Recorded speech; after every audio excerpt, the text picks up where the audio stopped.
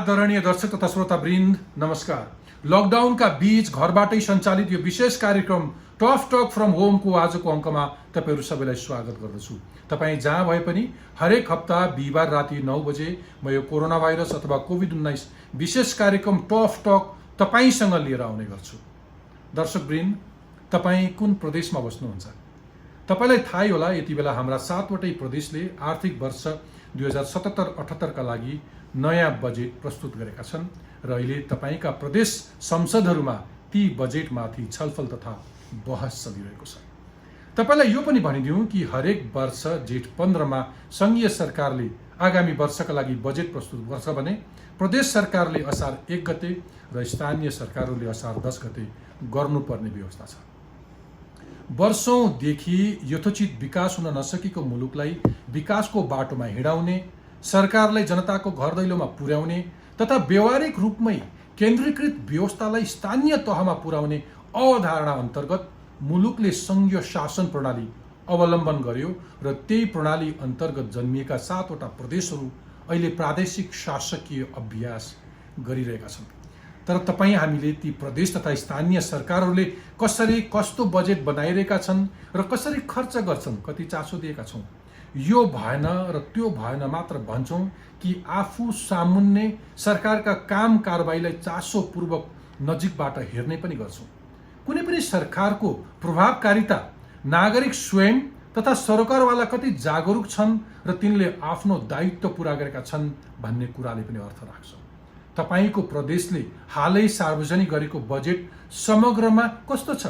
Corona संकट समाधानका लागि बजेटले कति सम्बोधन गर्न सकेको छ? प्रदेश सरकारले तपाईको क्षेत्रमा कस्ता विकास योजनाहरू ल्याएका छन्? जनताको सुविधाका लागि कस्ता योजनाहरू ल्याएका छन् अथवा तिनले जनतालाई कति हित गर्नेछन्?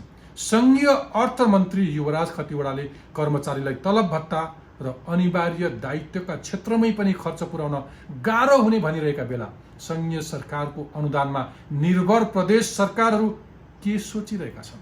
यस्तै प्रश्नको जवाब खोज्न आजको संवादमा संघीयताका जानकार विज्ञ सहित 5 प्रदेशहरूबाट आर्थिक मामिला तथा योजना मन्त्रीहरू हुनुहुनेछ। प्रदेश 1 बाट इन्द्रबहादुर आङ्बो हुनुहुन्छ। प्रदेश 2 बाट विजय कुमार यादवले अन्तिम अवस्थामा समय निश्चित भइसकेपछि अन्तिम अवस्थामा दुईटै फोन स्विच अफ गरेर बस्नु भएको छ। सायद उहाँ आउन चाहनुहुन्न। बागमतीबाट कैलाश ढुङ्गेल हुनुहुन्छ। गण्डकीबाट किरण गुरुङ हुनुहुन्छ। कर्णालीबाट प्रकाश ज्वाला र सुदूरपश्चिमबाट झपट बोरा हुनुहुन्छ। त्यस्तै प्रदेश 5 बाट कृषि मन्त्री आरती पौडेल र प्रादेशिक मामिलाका जानकार संघीयता विज्ञ डाक्टर खिमलाल देवकोटा पनि आजको संवादमा हुनुहुन्छ। तपाईहरू सबैलाई आजको टफ टक फ्रम होमको यो विशेष अङ्कमा स्वागत गर्न चाहन्छु। सबैभन्दा पहिले संघीयता विज्ञ अनि प्रदेशहरूको बारेमा निरन्तर अध्ययन गरिरहनु हुने, कलम चलाइरहनु हुने यो मामिलाका जानकार डाक्टर खिमलाल देवकोटाजीलाई पहिलो प्रश्न राख्न चाहे कि खिमलालजी, तपाईले समग्र 7 प्रदेशको बजेट अध्ययन गरिसकेपछि तपाईलाई के लाग्यो? कस्ता क्षेत्रहरूमा प्राथमिकता दिन सक्नु भएको छ? कस्ता समस्याहरूलाई जस्ताको तस्तै निरन्तरता दिनु भएको छ अथवा कतिले त्यहाँबाट उम्किन खोज्नु भएको छ? केही राखिदिनुहुन्छ? धन्यवाद दिलभूषणजी। सर्वप्रथम सबै श्रोताहरू दर्शकहरूलाई नमस्कार र सबै प्रदेशका अर्थमन्त्री, यहाँ 5 जना अर्थमन्त्रीहरू हुनुहुन्छ, 5 नम्बर प्रदेशको कृषि मन्त्रीजी हुनुहुन्छ, उहाँहरू सबैलाई पनि मेरो नमस्कार। र विशेष गरी अब यो संघीयताको आँखाले हेर्दाखेरि अब प्रदेश भनेको भर्खरै अब 3 वर्ष पनि भएको छैन हैन, करिब 3 वर्ष जति भयो र 3 वर्षको दौरानमा प्रदेशहरूले 4 वटा बजेट ल्याउनु भएको छ है। यो चाहिँ वास्तवमा पहिलो बजेट भनेको 74-75 सालको लागि चाहिँ थोरै हरेक प्रदेशलाई त्यो बेलामा संघीय सरकारले 1 अरब 2 करोड सुरुको बेलामा, किनभने त्यो बेलामा 74-75 तिर 74 सालतिर माघको लास्ट विकदेखि प्रदेशहरू गठन भएका हुन्। त्यो बेलामा हरेक प्रदेशलाई 1 अरब 2 करोडको अनुदान थियो, वित्तीय समानीकरण अनुदान थियो। त्यही अनुदानलाई नै सबै प्रदेशले चाहिँ टोटल आम्दानी मानेर बजेट लिएर आउनुभयो र 7 वटा प्रदेशको त्यो बेलाको बजेट भनेको 7 अरब 14 करोडको बजेट हो। अलिकति म इतिहास पनि, किनभने यो इतिहास पनि अब हामीले जान्नुपर्ने हुन्छ। अनि दोस्रो बजेट उहाँहरू ल्याउँदाखेरि 207 अरबको 75-76 को बजेट भनेको 207 अरबको बजेट लिएर आउनुभयो र तेस्रो बजेट भनेको चालु आर्थिक वर्षको बजेट भनेको 260 अरबको बजेट हो। र यो 260 अरबको बजेटमा सबैभन्दा ठुलो फिगर भनेको बागमती प्रदेशको करिब 48 अरबको बजेट छ। र आगामी आर्थिक वर्षको बजेट भनेको यही साता लिएर आउनु भएको छ, त्यो भनेको 264 अरबको बजेट छ। र समग्रतामा अलिकति बजेटको चालु आर्थिक वर्षसँगको कम्पेयर गर्दाखेरि आगामी आर्थिक वर्षको जुन बजेट लिएर आउनु भएको छ त्यो बजेटको फिगर अलिकति बढेको छ, 4.5 अरब जति बढेको छ है। मैले फिगरको कुरा गर्दैछु, अलिकति बढेको छ। र प्रदेशगत रूपमै आउँदाखेरि पनि अब 1 नम्बर प्रदेशले करिब 1.5 अरबले बजेट घटाएको छ, 1.5 अरबले बजेट घटाएको छ। 2 नम्बर प्रदेशले बजेट चाहिँ करिब तपाईको 5 अरबले बजेट घटाएको छ, 5 अरबले बजेट घटाएको छ। 3 नम्बर प्रदेश हामी जुन बागमती प्रदेश नामकरण पनि भइसकेको छ, बागमती प्रदेशको बजेट भनेको करिब साबिकको भन्दा करिब तपाईको 4 अरबले बजेट बढेको छ। गण्डकी प्रदेशको बजेट भनेको तपाईको करिब 4 अरबले बजेट बढेको छ। अनि 5 नम्बर प्रदेशको बजेट भनेको 6 करोडले, जम्मा 6 करोडले घटेको छ। अनि कर्णाली प्रदेशको बजेट भनेको 60 करोडले घटेको छ। र सुदूरपश्चिमको बजेट भनेको सबैभन्दा ठुलो फिगर बढेको भनेको सुदूरपश्चिम प्रदेशको हो, 5 अरबले बजेट बढेको छ। मैले अलिकति बजेटका कुराहरू गरेँ होइन, साइजका कुरा गरेँ, अलिकति खर्चका कुरा पनि गरौँ। अब कस्तो भइदियो भने हामी संहितामा गएका छौँ, हाम्रो लागि बिल्कुल नयाँ अनुभव पनि हो। साह्रै समस्यामा है, साह्रै अप्ठ्यारोको बिचमा प्रदेशहरू सञ्चालन भएका छन् होइन। अब यो संहिताको चुनौती छ, सबैले धेरैले अलि संहिताको अलि च्यालेन्ज पनि गर्नेमा यो संहिता किन चाहियो, यो प्रदेश किन चाहियो भन्ने खालको पनि माहौल छ, एक किसिमको माहौल छ। त्यो माहौललाई चिर्ने गरेर केही बजेट आएको छ। किन कुनै प्रदेशले साह्रै राम्रो बजेट पनि ल्याउनु भएको छ, धेरै राम्रो कार्यक्रमहरू पनि छन्। यो त अब मन्त्रीजीहरू यहीँ हुनुहुन्छ, आफ्नो प्रदेशको कार्यक्रमहरू उहाँले गर्नुहोला। कतिपय कुराहरू अघि मैले खर्च कुरा गर्दाखेरि हामीले अर्ली बजेट होइन, अघि तपाईँले ब्याकग्राउन्डमा पनि भन्नुभएको छ, हामीले अलिकति सङ्घीय सरकारले जेठ 15 गते बजेट लिएर आउने, अनि त्यसपछि प्रदेशले चाहिँ असार 1 गते बजेट लिएर आउने, स्थानीय तहले असार 10 गते बजेट लिएर आउने। हाम्रो अब संविधानमा सङ्घीय बजेटको संविधानमा हामीले लेख्यौँ र प्रदेश र स्थानीय तहको हामीले अन्तर सरकारी वित्त व्यवस्थापन ऐनमा लेख्यौँ। तर एउटा मैले त यसलाई कस्तो के पनि भन्ने गरेको छु भने यति अर्ली बजेट लिएर आएको छौँ, सङ्घीय सरकारमा अब यति ठुलो होइन बहुमतको सरकार छ तर पनि खर्च हुन सकेन है। मैले अलिकति यो प्रदेश र स्थानीय तहलाई भन्न खोजेको होइन, आज मन्त्रीजीहरू हुनुहुन्छ, किनभने सङ्घीय सरकारले पनि होइन खर्च गर्न सकेको छैन। त्यो अवस्थामा तपाईँको पहिलाको 6 महिनाकै कोही डेटाको कुरा गर्नुहुन्छ भने पनि 32% भन्दा सङ्घीय सरकारको खर्च थिएन होइन। अब प्रदेशको त 6 महिनाको खर्च भनेको 13% हो। अब यो अहिलेकोमा अब बजेट आएको छ, यसमा अलिक बजेटमा अलिक हामी समीक्षा गरौँला। 6 महिनाको बिचमा होइन, यो 6 महिनाको पिरियडको खर्च भने गत वर्षको खर्च भनेको प्रदेशले तपाईँको 55% खर्च गर्नुभएको होइन, पहिलो पूर्ण बजेट हो। गत वर्षको बजेट प्रदेशको भनेको पहिलो पूर्ण बजेट हो, त्यसमा खर्च भनेको 55% थियो। र अहिले चैतसम्मको सबै प्रदेशको खर्च भनेको 23% छ। मलाई लाग्छ यो बिचमा अब 3 महिनाको समयमा मलाई बढी खर्च भयो भने 20% जति खर्च होला, भनेपछि एराउन्ड तपाईँको 40-45 होइन, म्याक्सिमम खर्च भयो भने 55% खर्च होला।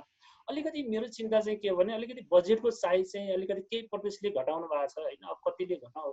अब हामी कस्तो परिवेशमा छौँ सबैभन्दा महत्त्वपूर्ण कुरा हो क्या। अहिले मुलुकमा यति ठुलो चुनौती छ नि, यो मुलुकको मात्रै चुनौती होइन कि यो त संसारभरिको सबैभन्दा ठुलो चुनौती हो। यस्तो खालको चुनौती त अहिलेसम्म संसारमा आएको पनि थिएन होइन। यो चुनौतीको बिचमा तपाईँले अघि पृष्ठभूमिमा पनि भनिसक्नुभयो, सङ्घीय अर्थमन्त्रीले संसदमा एक किसिमले हातै उठाइसकेको अवस्था छ होइन। प्रतिनिधि सभामा पनि राष्ट्रिय सभामा पनि, हिजो उहाँले राष्ट्रिय सभामा बोल्नु भएको छ। अब अनिवार्य दायित्वमा खर्च गर्नलाई पनि सामान्य तलब भत्ता होइन, कर्मचारी भत्तादेखि लिएर इभन सामाजिक सुरक्षाको भत्तालाई गर्नलाई पनि हाम्रो अहिले 15 के अरे उहाँले यो जेठ महिनाकै कुरा गर्दै हुनुहुन्थ्यो। जेठ महिनामा करिब हाम्रो राजस्व भनेको भन्सा राजस्व 15 अरब उठेको, हामीलाई 40 अरबको हामीलाई अनिवार्य दायित्वमा खर्च हुन्छ भन्नुभएको छ। अब तपाईँले अघि अर्को पनि एउटा कुरा गर्नुभएको छ, अनुदानमा निर्भर प्रदेश भन्नुभएको छ है। एउटा पाटो तपाईँले अनुदानमा निर्भर प्रदेश भन्नुभएको छ। र मेरो बुझाइ चाहिँ के हो भने हाम्रो संविधानले अधिकार र जिम्मेवारीहरू चाहिँ संविधानत अधिकारहरू, यसलाई हामी फङ्सन, अङ्ग्रेजीमा यसलाई हामी एक्सपेन्डिचर एसाइनमेन्ट पनि भन्छौँ। यो वित्तीय संहिताको पहिलो पिलर पनि हो। र एक्सपेन्डिचर एसाइनमेन्टलाई हामीले संविधानले हाइली डिभल्भ गरेको छ, निक्षेपण गरेको छ, तल पठाएको छ। तर तर रेभिन्यू साइड चाहिँ सेन्ट्रलाइज छ। संविधानले रेभिन्यूलाई सेन्ट्रलाइज गरेको छ र सेन्ट्रलाइज गरेको रेभिन्यूलाई संविधानले के भनेको छ भने धारा 60 को राजस्व बाँडफाँडमा अनुदानबाट वित्तीय हस्तान्तरणबाट त्यसलाई निक्षेपण गर भनेको छ। त्यसकारण एक त हामीले प्रदेशहरू गठन गर्दाखेरि के गर्यौं भने राजस्वको अधिकार हामीले दिँदै दिएनौं, एकदमै थोरै राजस्व अधिकार दियौं, एकदमै न्यून राजस्व अधिकार दियौं र प्रदेशहरूको ठुलो स्रोत साधन भनेको तपाईको वित्तीय हस्तान्तरणै हो हैन। कि अब प्रदेशहरूको स्रोत साधन हामीले बढाउनु पर्यो, अलिकति यो बहस छलफल गर्नुपर्छ। यहाँ अर्थमन्त्रीजीहरू हुनुहुन्छ हैन, 5 नम्बरको कृषि मन्त्री हुनुहुन्छ, यहाँ सबै श्रोताहरू दर्शकहरू हुनुहुन्छ। संघीयताको साँच्चै जगेर्ना गर्ने हो भने प्रदेशहरूको बारेमा प्रदेशको जुन राजस्व अधिकार छ त्यसको बारेमा एकपटक बहस छलफल गर्नैपर्छ, नम्बर 1। नम्बर 2, कतिपय कुराहरूमा तपाईँ सङ्घीय बजेट पनि हामीले हेऱ्यौँ हैन, सङ्घीय बजेट पनि हेऱ्यौँ, कतिपय कुराहरू सेन्ट्रलाइज गर्ने के अधिकारहरू हैन, अधिकारहरू जिम्मेवारीहरू कतिपय कुराहरूमा संविधानले के भनेको छ भने धेरै फङ्सनहरू तल गरेको छ, तर कतिपय कुराहरू कर्मचारी लगायतका कुराहरूमा र नेपाल सरकारले 1 लाख कर्मचारी समायोजन गर्दाखेरि तपाईको 40-45 हजार कर्मचारी सँगमै, किनभने तपाईको संविधान हामीले हेर्दाखेरि अघि मैले फङ्सनको कुरा गर्दाखेरि 60% भन्दा बढी फङ्सन चाहिँ तल प्रदेश र स्थानीय तहमा गएको छ। हाम्रो संहिता भनेको पिरामिड खालको संहिता हो, पिरामिड खालको हो। त्यसकारण जहाँ फङ्सनहरू हुन्छ त्यहाँ हामीलाई इन्स्टिट्युसनहरू चाहियो, जहाँ फङ्सनहरू हुन्छ त्यहाँ राजस्व स्रोत चाहियो, जहाँ फङ्सनहरू हुन्छ स्रोत साधन सबै चाहियो। यो पाटोमा अलिकति हामीले कन्जुसाइ गरेका छौँ, यसमा बहस छलफल गर्नुपर्छ, एउटा पाटो हो। अब बजेटकै कुरा गर्दाखेरि 7वटै प्रदेशको अहिले मैले अपेक्षा गरेको, यहाँ मन्त्रीजीहरू हुनुहुन्छ उहाँले पनि कुरा राख्नु होला, मैले अपेक्षा के प्रदेशहरूसँग के गरेको थिएँ व्यक्तिगत रूपमा, मेरो अपेक्षा चाहिँ के थियो भने कोभिडको सबैभन्दा ठुलो चुनौती हो हैन, यो मुलुकको सबैभन्दा ठुलो चुनौती भनेको कोरोना हो। अलिकति सबैभन्दा अहिले यो चालु आर्थिक वर्षमै नेपालमा करिब संघीय अर्थ मन्त्रालयको अर्थमन्त्रीज्यूको भनाइ अनुसार पनि उहाँले 2 खरब जति चाहिँ चालु आर्थिक वर्षमै हामीले लुज गर्छौं भन्नुभएको छ हैन। त्यसले गर्दाखेरि त्यो अवस्थामा अलिकति त्यो वर्ग भनेको अहिले र हाम्रो कुल जीडीपी को 21% जति भार हुनेको सेक्टरको ग्रोथ रेट चाहिँ नेगेटिभ भएको छ हैन। जस्तो तपाईको ल टुरिज्म सेक्टरको कुरा गर्नुस्, ल होटल रेस्टुरेन्टको कुरा गर्नुस्, त्यो -17% सम्म गएको छ। यो वर्गलाई अलिकति मैले यहाँ जोडे, यो वर्गलाई उद्योगी व्यवसायी जुन सर्भिस एन्ड सेक्टरको उद्योगी व्यवसायीहरूलाई अलिकति राहतका कुरा, हुन त सबै प्रदेशको बजेटहरुमा आएको छ हैन, कहीं अलिकति राम्रोसँग बोलिएको छ, स्पष्ट बोलिएको छ, कहीं स्पष्ट बोलिएको छैन। अलिकति राहतको प्याकेज भइदिएको भए हैन, कुल बजेटको केही नभए पनि 5 के रे तपाईको 10% त संघीय बजेटमा अलिकति आएको छ, तर प्रदेशको बजेटमा अलिकति यो राहतको मैले चाहिँ अपेक्षा त्यो गरेको थिएँ। यो भइदिएको भए राम्रो हुन्थ्यो हैन। ठीक छ, हुन्छ हुन्छ, अरु चाहिँ राम्रो छ। ओके, अब हामी यसो गरौँला, डिटेल्समा हामी जान्छौँ नै। तपाईहरूले आफ्नो प्रदेशको विशेषता अनुसार तपाईले दिएका प्राथमिकताहरूका बारेमा पनि म तपाईलाई अवसर दिन्छु, आफ्नो बजेटको सबल पक्षहरूका बारेमा। तर मलाई केही प्रश्नहरू म प्रदेश सँगै क्रमैसँग मलाई लागेका केही जिज्ञासाहरूबाट सुरु गर्छु। सबैभन्दा पहिले म सुदूरपश्चिम, अक्सर मान्छे पूर्वबाट सुरु गर्छन्, तर मलाई पश्चिमतिरै महत्त्व दिन मन लाग्छ, अलिकति कम महत्त्व दिएको अरू बेला पनि सरकारले। म सबैभन्दा पहिले झपट बोहराजीकोमा जान चाहन्छु। सुदूरपश्चिमका आर्थिक मामिला तथा योजना मन्त्री हुनुहुन्छ। मन्त्री, तपाईलाई मैले सोध्न खोजेँ कि तपाईँ सुदूरपश्चिममा यसै पनि आन्तरिक स्रोत साधन कम भएको एउटा प्रदेश भन्छन् तुलनात्मक हिसाबमा। गत वर्ष तपाईहरूको 50% भन्दा बढी खर्चै भएन, तर यो पालि तपाईहरूले बजेट यसरी बढाइदिनु भयो, झन्डै 5.5 अर्ब बढाउनु भएको छ। अघिल्लो वर्ष बजेट खर्च नहुने, साधन स्रोत पनि कम छ, अनि यो पटक चाहिँ बजेट बढाइदिने, यसको केही अरू विशेष कारण छ? दिलबहादुरजी, तपाईले प्रश्न मलाई सोधेर क्लियर गर्ने मौका दिनुभएकोमा धन्यवाद ज्ञापन गर्न चाहन्छु। गत वर्ष हाम्रो प्रदेश 60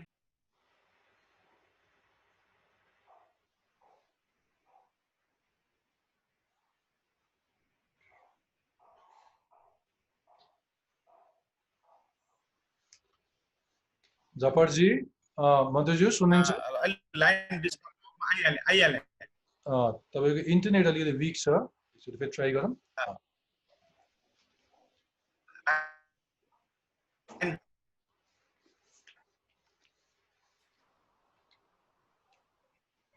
लाइन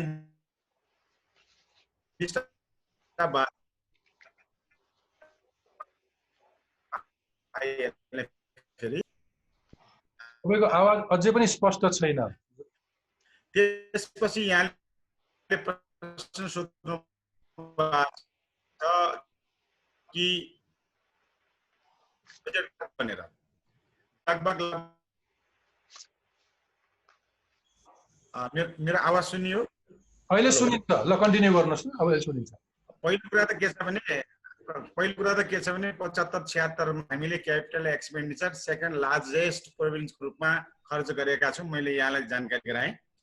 दोस्रो कुरा के छ भने यो वर्षको बजेटको आकार किन अलि बढ्यो भन्ने यहाँको प्रश्न छ। त्यसमा मेरो यहाँलाई चाहिँ नै हिसाबले बजेटको आकार ग्रोथ गरेका छौँ, तर अहिले पनि 18.5% का हिसाबले ग्रोथमा अथवा बजेटको आकार वृद्धि गर्दा सबैभन्दा लोएस्ट बजेट ल्याउने प्रदेश सुदूरपश्चिम प्रदेश रहेको छ। गत वर्ष पनि सबैभन्दा लोएस्ट पनि हाम्रै बजेट रहेको थियो।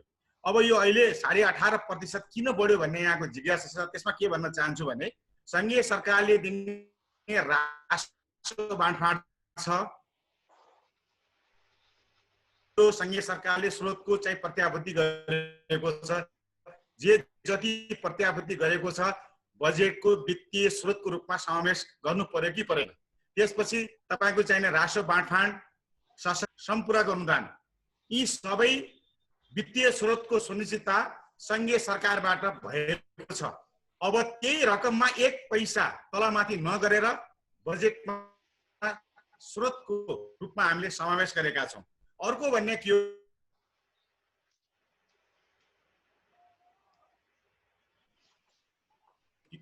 हेलो हजुर जबरजी, यो वर्षमा संशोधित अनुमान हामीले जे लगाएका छौँ के छ भने 42% हाम्रो चाहिने बचत हुन सक्छ, अरु खर्च हुन सक्छ भनेर।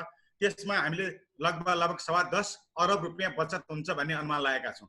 हाम्रो क्षेत्राधिकार भित्रको राजस्व त्यो लगभग गत वर्ष हामीले चालु आर्थिक वर्षमा 72 करोड एजम्पसन गरेका थियौँ, यो वर्ष हामीले 60-61 करोडको आराधीमा गरेका छौँ। अब दिलभूषणजी मलाई एक कुरा यो भन्नुहोस्, स्वाभाविक रूपमा स्रोत सुनिश्चितता भएको रूपमा यथार्थ र सत्य र एकदमै एक्चुअल बजेट हामीले प्रक्षेपण गर्दा या स्रोत सुनिश्चितता भएर बजेटको आकारलाई वृद्धि गर्दा कहाँनिर अस्वाभाविक भयो होला? हेर्दाखेरि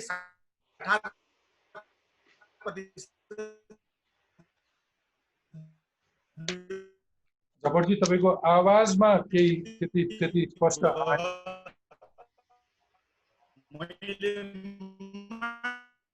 मन्त्रीज्यू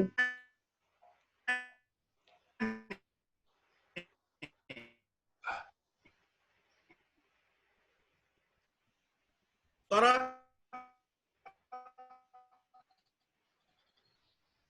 ठिक छ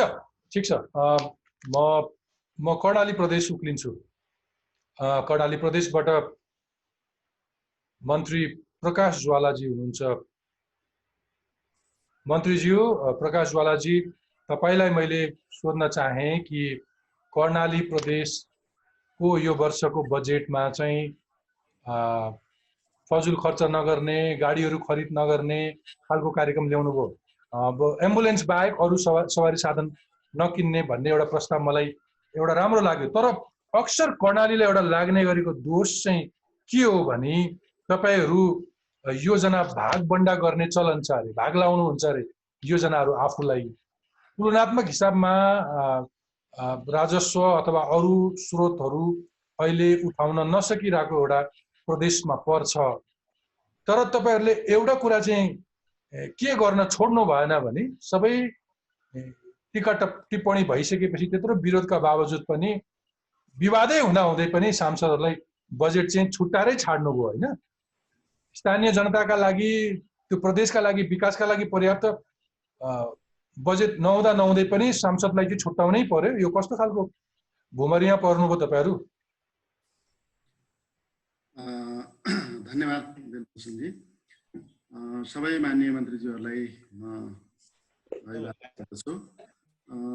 अब विज्ञ खिमलाल सरलाई पनि म अभिवादन गर्दछु। मैले संक्षेपमा कर्णालीको बजेटका बारेमा यहाँहरूलाई जानकारी गराउने जो अवसर दिनुभयो यसका निम्ति दिलभूषण पाठकजीलाई म धन्यवाद दिन चाहन्छु। पहिलो कुरा त हामीले यस पटकको बजेटलाई 3वटा शब्दमा कइन गरेका छौँ। महामारी, भोकमरी र रोजगारी। महामारी र भोकमरी नियन्त्रण गर्ने र रोजगारीमा बजेट केन्द्रित गर्ने। अहिलेको कोभिडमा त स्वाभाविक रूपमा सबै प्रदेश सङ्घीय सरकारले जस्तै हामीले पनि बजेट केन्द्रित गरेका छौँ, पहिलो प्राथमिकतामा राखेका छौँ। त्यसमध्ये पनि हामी यो महामारी, तत्कालको कोभिड-19 महामारीसँगै सिङ्गो स्वास्थ्य क्षेत्रको चाहिँ सुदृढीकरणमा हाम्रो अलि बढी ध्यान गएको छ, किनभने कर्णाली प्रदेशका हातमा पछाडि परेको क्षेत्र हो। अन्य समयमा पनि महामारीबाट मान्छेहरूको ज्यान जाने क्षेत्र पनि हो। औषधि नपाएर मान्छे ज्यान गुमाउने ठाउँ पनि हो। त्यसैले यही अवसरमा हामीले चाहिँ समग्र स्वास्थ्य क्षेत्र जस्तो चाहिँ स्वास्थ्यको पूर्वाधारको कुरा, उपकरणहरूको कुरा लगायतका क्षेत्रमा चाहिँ हामी अलिकति बजेट छुट्याएका, अलिक बढी बजेट केन्द्रित गरेका छौँ। सँगसँगै कर्णाली प्रदेशको एउटा सामान्य अवस्थाको पनि समस्या हो यो भोकमरीको समस्या। अब अहिले यो कोभिडको कारणले भोकमरी अझै बढ्छ। धेरै मान्छेहरू बाहिरबाट पनि प्रदेशमा चाहिँ रोजगारी गुमाएर फर्किएका छन्, उनीहरूले पनि खानुपर्छ। त्यसकारण चाहिँ भोकमरीबाट जनतालाई जोगाउने कुरामा हामी बढी केन्द्रित छौँ। मुख्य चाहिँ फोकस भनेको महामारी र भोकमरीबाट कर्णाली प्रदेशका जनतालाई चाहिँ बचाउने कुरा रह्यो। र अर्कोतिर हामीले हजारौँ मान्छे इन्डियाबाट वा अरू तेस्रो मुलुकबाट अथवा देशकै विभिन्न भागबाट फर्किएका छन्, उनीहरूलाई रोजगारीसँग जोड्ने। विकास र रोजगारी सँगसँगै हामीले विकास निर्माणका कार्यक्रम जो रोजगारीसँग जोडिन्छन्, अनि विकास पनि हुन्छ, मान्छेले काम पनि पाउँछन्, काम पायो भने पैसा पाउँछन् र खाना पाउँछन् भन्ने सिद्धान्तको आधारमा हामीले यो बजेटलाई चाहिँ अलि एकीकृत गरेका छौँ। एउटा चाहिँ एक किसिमले भन्ने हो भने यो समग्रमा एउटै कामले चाहिँ धेरै उद्देश्य पुरा होस् भन्ने ढङ्गले हामीले बजेटलाई केन्द्रित गरेका छौँ। यसै सेरोफेरोमा हामीले रोजगारमूलक पूर्वाधार विशेष कार्यक्रम भनेका हौँ, जसलाई सांसदलाई पैसा बाँडेको अर्थ परिभाषा पनि कतिपयले गरेका छन्। सामान्यतया धेरैले चाहिँ यो कुरामा टिप्पणी गरेको देखिँदैन। पूर्वाधारका कामहरू पनि अथवा कृषिका क्षेत्रमा हामीले चाहिँ स्वरोजगार र रोजगारी सिर्जना गर्ने कुरा गरेका छौँ। त्यस्तै गरी चाहिँ साना उद्योग, घरेलु उद्योगका मार्फतबाट अर्कोतिर पूर्वाधारका कामहरू पनि, जस्तो सिँचाइ कुलो होला या सडक होला, अरू चाहिँ कतिपय प्रकाशवालाजी यी नियमित रेगुलर यी कर्मकाण्डी अथवा हरेक बजेटमा पर्ने कुरा बाहेक त्यसो भए मलाई भनिदिनुहोस्, कर्णाली प्रदेशको विशेषता अनुसार कर्णालीको आफ्नो सबल पक्षहरूलाई हेरेर त्यसका लागि पर्टिकुलर कुनै योजना ल्याउनु हो? अलिकति डिफ्रेन्ट कुराहरू केही छ भने त्यहीँनिर मैले के भने त भन्दाखेरि अरू नियमित कुराहरू त आफ्नो ठाउँमा छँदैछन्। यो जो सांसदलाई पैसा दिइयो कि भन्ने सन्दर्भमा पूर्वाधारका क्षेत्रमा पनि रोजगारमूलक कार्यक्रम गर्ने भनेर छुट्याइएको बजेटलाई सांसदहरूसँग जोडियो, एउटा कुरा। अर्को कुरा हामीले गरेको के हो भने हाम्रो प्रदेशको सबभन्दा ठुलो समस्या भनेको बेरोजगारीकै समस्या हो।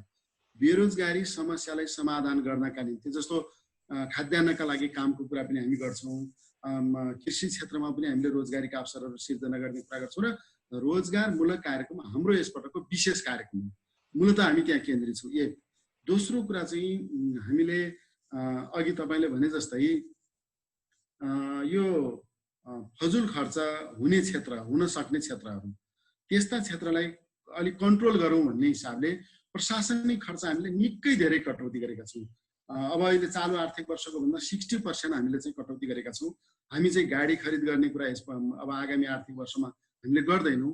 गाडी खरिद गर्दैनौँ हामी, एम्बुलेन्स, सब वाहन, यस्तै अत्यन्त जरुरी सवारी साधन बाहेक अरू सवारी साधनहरू खरिद नगर्ने भनेर बजेटमै हामीले किटानीका साथ बोलेका छौँ।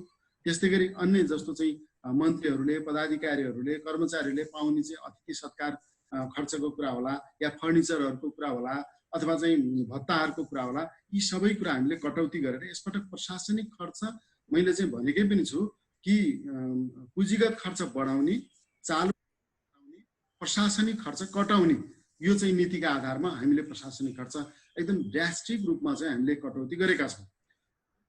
केही अलिकति यो सुरक्षाका कार्यक्रमहरू जस्तो कर्णाली प्रदेशमा सडक दुर्घटनाबाट धेरै मान्छेहरूको ज्यान जान्छ, सडक दुर्घटनाबाट धेरै मान्छे घाइते हुन्छन्। त्यसैले यस्ता खालका क्षेत्रहरू जहाँ चाहिँ हामीले चाहिँ छुनै पर्छ जनतालाई चाहिँ एउटा चाहिँ सहयोग गर्ने हिसाबले पनि यस्तो कुराको निम्ति हामीले सडक दुर्घटना न्यूनीकरण गर्नका निम्ति सडक सुशासन कार्यक्रम पहिले त दुर्घटना हुने कुराबाट जोगाउनु पर्यो। दुर्घटना भइहाल्दाखेरि कतिपय घाइतेहरू हुन्छन्, उनीहरूलाई चाहिँ तुरुन्त उद्धार गर्नुपर्छ।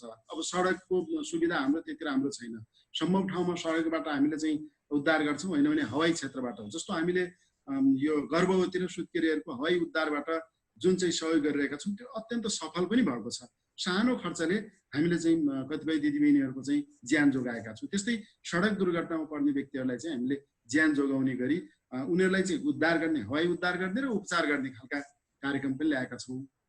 र अर्को कुरा हामीले कर्णाली प्रदेशमा प्राविधिक जनशक्ति उत्पादनका निम्ति हामी अलि बढी केन्द्रित, जस्तो हामीले प्रत्येक निर्वाचन क्षेत्रमा प्राविधिक स्कुल स्थापना गर्ने, तिनीहरूलाई सहयोग गर्ने, कृषिको होला, भेटनरीको होला, इन्जिनियरिङ होला, या चाहिँ विभिन्न सेक्टरमा। र अर्कोतिर हामीले सरकारको तर्फबाट चाहिँ स्कलरसिपमा केही समय चाहिँ प्रदेशमै काम गर्ने गरी हामीले केही चाहिँ प्राविधिक जनशक्ति उत्पादन गर्ने कुराहरू पनि गरेका छौँ। अर्थात् हामी यसपटक सकेसम्म कर्णाली प्रदेशका विशेषता विशिष्टता हामीले समग्र कुरा नहेरेर हाम्रा समस्या के हुन्, हाम्रा आवश्यकता के हुन्, हाम्रो चाहिँ बजेट क्षमता के हो, त्यो सबै कुरालाई ब्यालेन्स गरेर कर्णाली मैत्री बजेट ल्याउने प्रयास गरेका छौँ।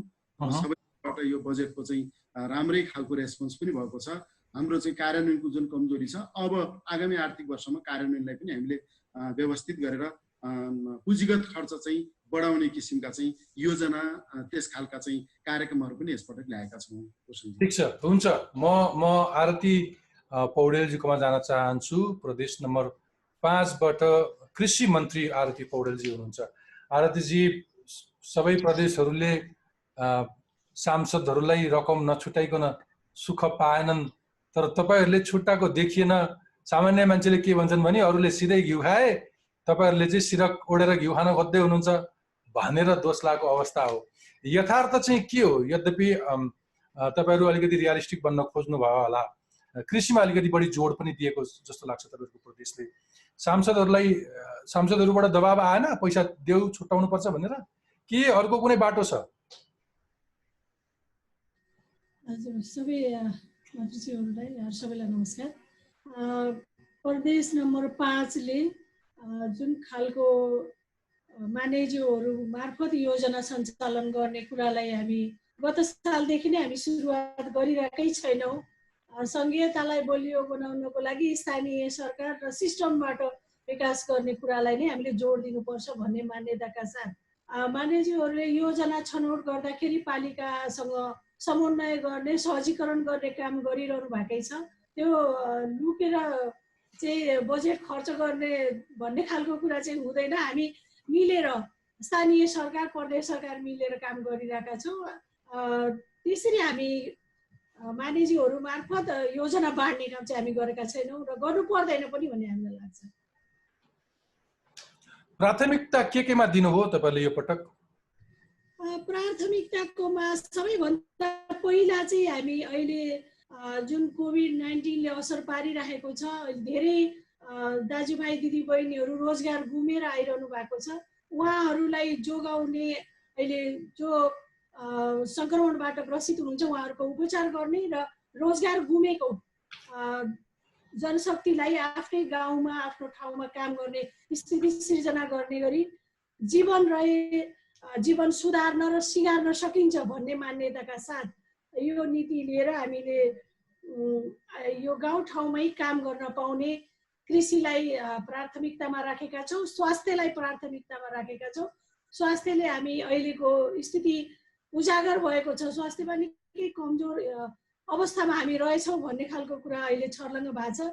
त्यसले गर्दा हामी हाम्रा अस्पतालहरूलाई सुदृढ बनाउने, प्रयोगशालाहरूलाई सुदृढ बनाउने त्यो काम गरिरहेका छौँ भने कृषि मार्फत रोजगार सिर्जना गर्ने, हाम्रो जग्गा जमिन हराभरा बनाउने काम र उद्योगहरू खोलेर या हाम्रो प्रदेशमा रहेका सम्भावना बाबियोबाट कागज उद्योग, त्यसै गरी फोहोरबाट चाहिँ डिजेल बनाउने, प्लास्टिकहरूबाट यसरी हामी रोजगार सृजना गर्ने गरी नै अगाडि बढिरहेका छौँ। तपाईँहरूको प्रदेश नि अलिक बढी नै प्रभावित देखिन्छ कोरोनाबाट, बढ्ता सङ्कटमा छ तपाईँको प्रदेश। तर यो सम्बन्धी कार्यक्रमका लागि भनेर जम्मा 1 अर्ब रुपियाँ मात्र विनियोजन गरेको पाइयो।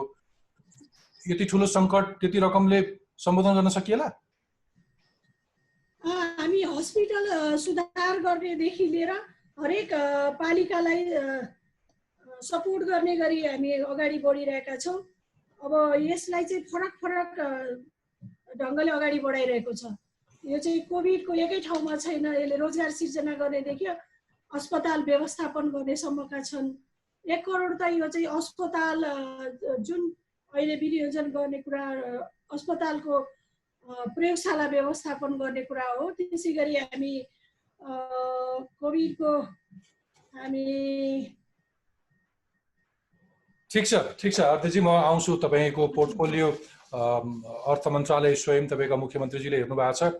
तपाईँ कृषि मन्त्रीका रूपमा आज आइदिनु भयो, शोभा पनि बढाइदिनु भयो। मेनहरूको मात्रै प्यानल जस्तो देखिएको थियो, अलिकति विविधता थपिदिनु भयो। अलिकति स्पेसियालिटिज तपाईँको मन्त्रालयको बारेमा थप म पछि कुरा गर्छु, समय रह्यो भने। म गण्डकी प्रदेश जान्छु। गण्डकी प्रदेशबाट किरण गुरुङ जी आर्थिक मामिला तथा योजना मन्त्री हुनुहुन्छ। किरणजी, तपाईँलाई मैले सोध्न मन लाग्यो फेरि पनि कि तपाईँहरूले पनि बजेटको आकार वृद्धि गर्नु भएको छ यो पटक। यसरी वृद्धि गर्नुभयो, तुलनात्मक हिसाबमा अघिल्लो वर्षको पनि खर्च गर्न पुरा गर्न बाँकी नै होला। अनि हुँदा 72 करोड रुपियाँ तपाईँहरूले पनि सांसदलाई छुट्याउनु भयो, काट्न सक्नु भयो। यो छुट्याउनै पर्ने बाध्यता के र बजेट ठुलो पार्ने परिस्थिति किन? त्यस्तो स्थिति हो? अब सबैभन्दा ठुलो कुरा त यो वर्ष हामीले बजेट खर्च गर्न सकेनौँ र हामीले अनुमान गरेका छौँ 50 देखि 55% मात्रै बजेट खर्च हुन्छ र त्यो खर्च नभएको बजेट स्वाभाविक हिसाबले हामीले आगामी आर्थिक वर्षको निम्ति हामीले सार्नुपर्ने हुन्छ र हामीले यो चालु आर्थिक वर्षमा कार्यान्वयन गर्न नसकेको सबै योजनाहरूलाई, कार्यक्रमहरूलाई पनि हामीले निरन्तरता दिन्छौँ भनेर प्राथमिकतामा हामीले तोकेका थियौँ र ती योजना र कार्यक्रमहरूलाई पनि हामीले आगामी आर्थिक वर्षको निम्ति हामीले लानुपर्ने भयो, निरन्तरता दिनुपर्ने भयो। त्यस कारणले गर्दाखेरि हामीले बाध्य भएर यसभन्दा अगाडि 32 अरबको करिब 32 अरबको हाम्रो यो चालु आर्थिक वर्षको चाहिँ बजेट थियो र त्यसमा 2.5 अरब जति हामीले 34-83 को चाहिँ हामीले अहिले 34 अरब 83 करोडको हामीले बजेट ल्याएको छ। 2.5 अरब चाहिँ हामीले चाहिँ वृद्धि गरेका छौँ। त्यसले गर्दाखेरि मलाई लाग्छ यो अस्वाभाविक छैन।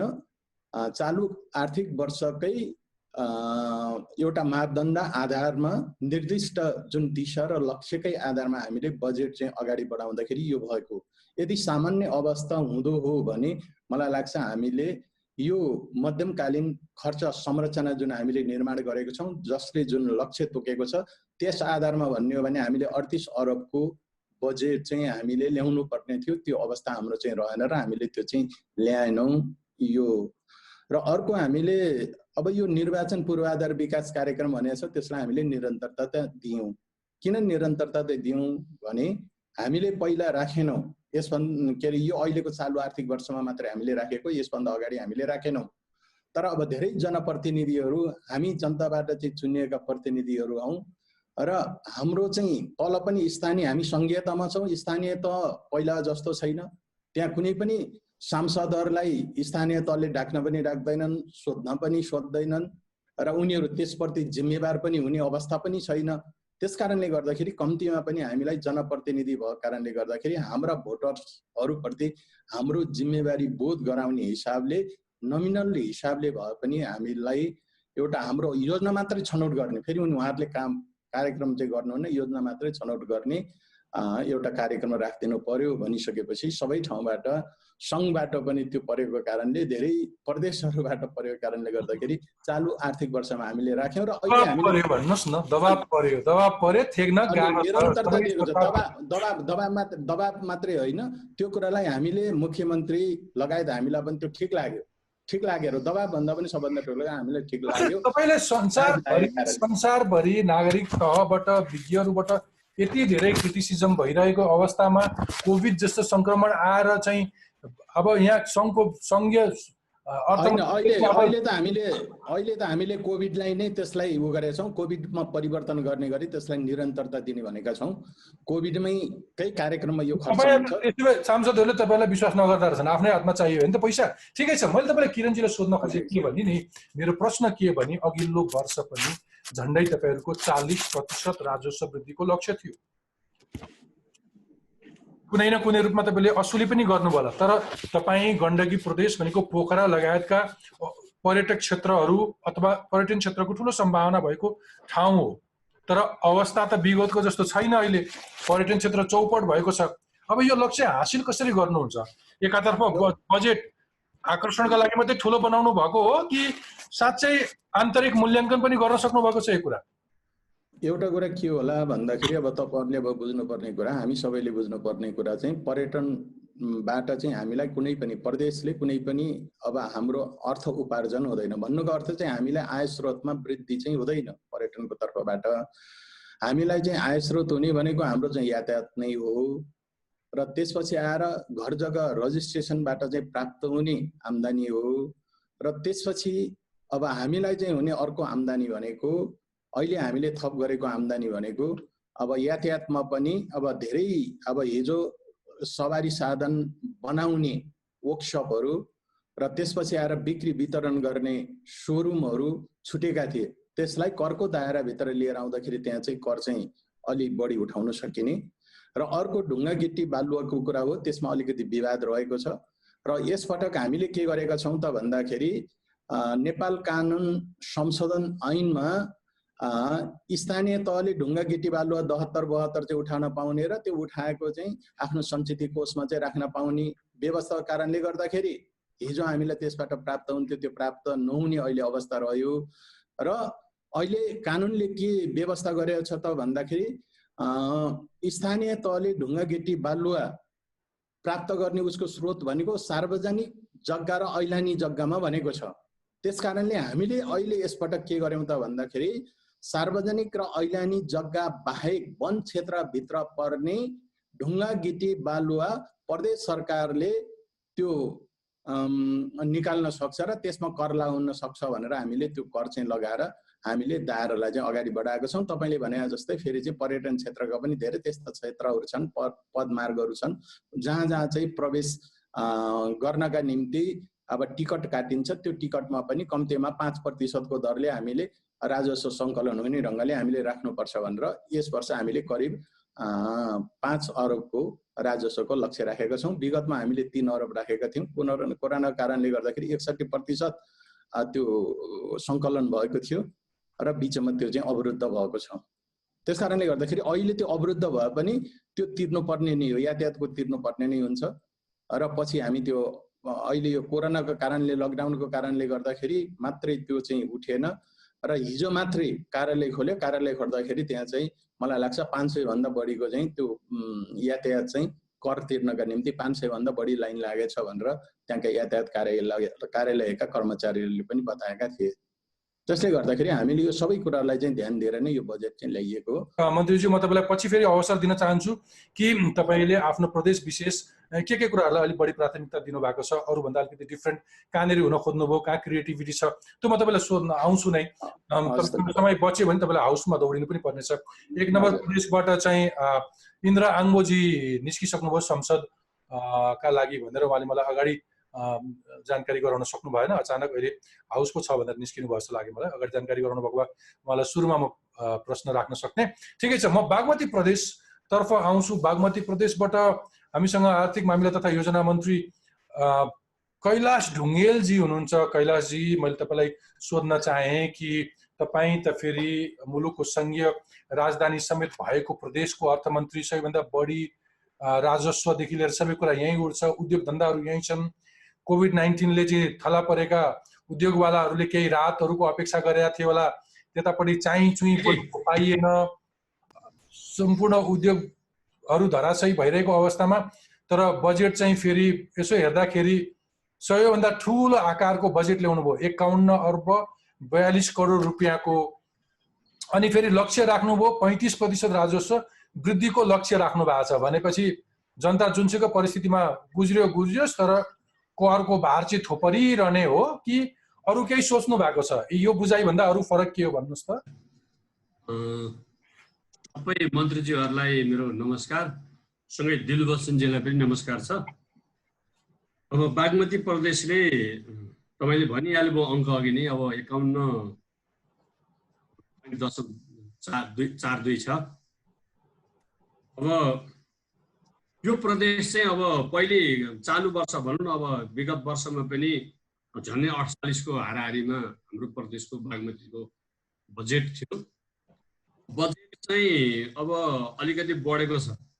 बजेट बढ्नुमा चाहिँ अब माग पनि बढेको छ, स्रोतहरूको खोजी, नयाँ क्षेत्रको खोजी, करका दायराको फराकिलोपना र अन्य चिजहरूलाई पनि हामीले व्यवहारमा उतार्न सकिन्छ भन्ने हिसाबले यति गर्यो भने राजस्व मिट हुन सक्छ भन्ने अलि फड्को मार्न चाहिँ खोजेका छौँ हामीले।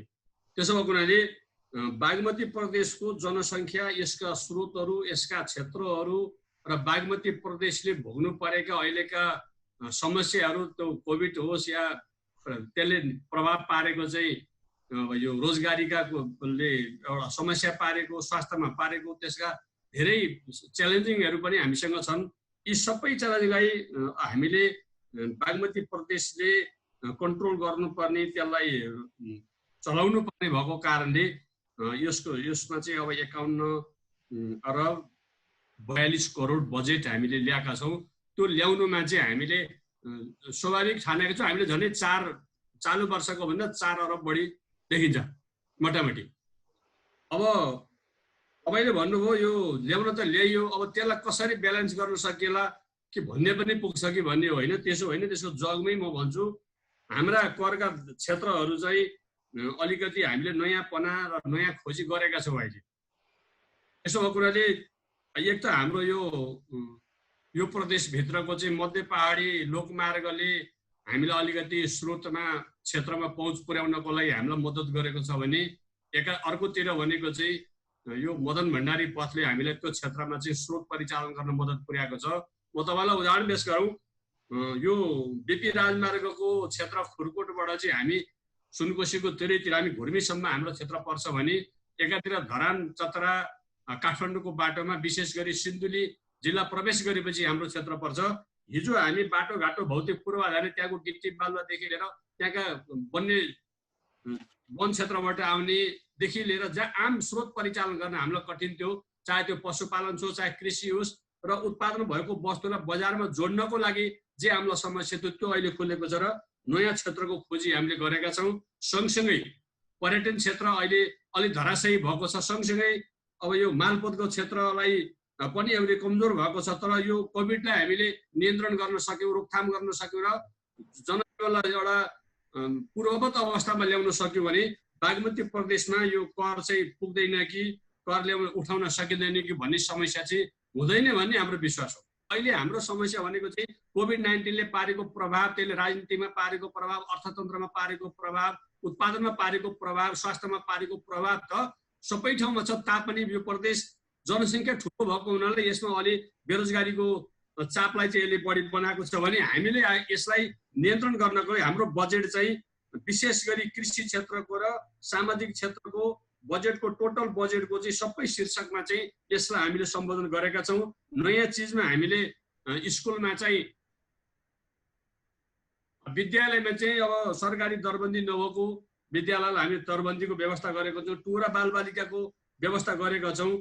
दुध क्षेत्रमा हामीले किसानलाई अनि हामीले चाहिँ यो बाबुआमा नभएका टुरा बालबालिकाको लागि प्रति महिना 2000 को व्यवस्था गरेका छौँ। सँगसँगै शिक्षक दरबन्दी, सरकारी शिक्षक दरबन्दी नभएको ठाउँलाई न्यूनतम एउटा शिक्षक दरबन्दीको सुरुवात गरेका छौँ। किसानले उत्पादन गरेको दुधको बजारीकरणमा प्रति लिटर 2 रुपियाँ हामीले व्यवस्था गरेका छौँ र प्रत्येक गाउँमा चाहिँ एउटा यो कोभिड विरुद्धको परिचालनको विरुद्धमा चाहिँ अब 119 पालिकामा चाहिँ कोभिड विरुद्धको परिचालन, कोभिड-19 को विरुद्धको परिचालन छ फेरि स्वास्थ्य केन्द्र हरेक पालिकामा स्वास्थ्य केन्द्र चाहिँ एउटा उपचार गर्न सकिने खालको स्वास्थ्य केन्द्र बनाउन खोज्दैछौँ। हरेक पालिकामा खाद्य स्टोर को निर्माण गरिरहेका छौँ भने माटो परीक्षण अहिले हामीले यहाँ चाहिँ माटो परीक्षण हामीले घुम्ती तरिकाबाट घुम्ती शिविरबाट अथवा 2-3 ठाउँमा राखेर चाहिँ माटो परीक्षण गर्न खोजिरहेका छौँ। त्यसपछि मदन भण्डारी स्वास्थ्य विज्ञान प्रतिष्ठान निर्माणाधीन छ, अब सर्भिस सुरु हुँदैछ भने पुष्पलाल चक्रपथ हामीले अब अन्तिम अवस्थामा पुगेका छौँ, केही सेक्सन बाँकी छ। प्रदेश युनिभर्सिटी हामीले यही वर्ष सुरु गर्दैछौँ। भीमफेदी काठमाडौँको सुरुङ यही वर्ष सुरु गर्दैछौँ। त्यसो भए यो चाहिँ कस्तो छ भनेदेखि अब हामीले यो सबै चिजको अब व्यवस्था गर्नको लागि पुँजी र प्रविधिलाई चाहिँ हामीले अब विश्वविद्यालय विशेष गरी त्रिभुवन विश्वविद्यालय र एग्रो फरेस्ट्री विश्वविद्यालयमा रहेको स्नातकहरूलाई हामीले हाम्रो प्रदेशको विषयगत मन्त्रालयसँग गाँसिएर विषय मिल्नेको लागि कम्तीमा हामीले न्यूनतम खर्चमा हामीले चाहिँ त्यो प्राविधिकहरूलाई चाहिँ हाम्रो प्रदेशभरि चाहिँ 1 वर्ष चाहिँ हामीले मिलाएका छौँ।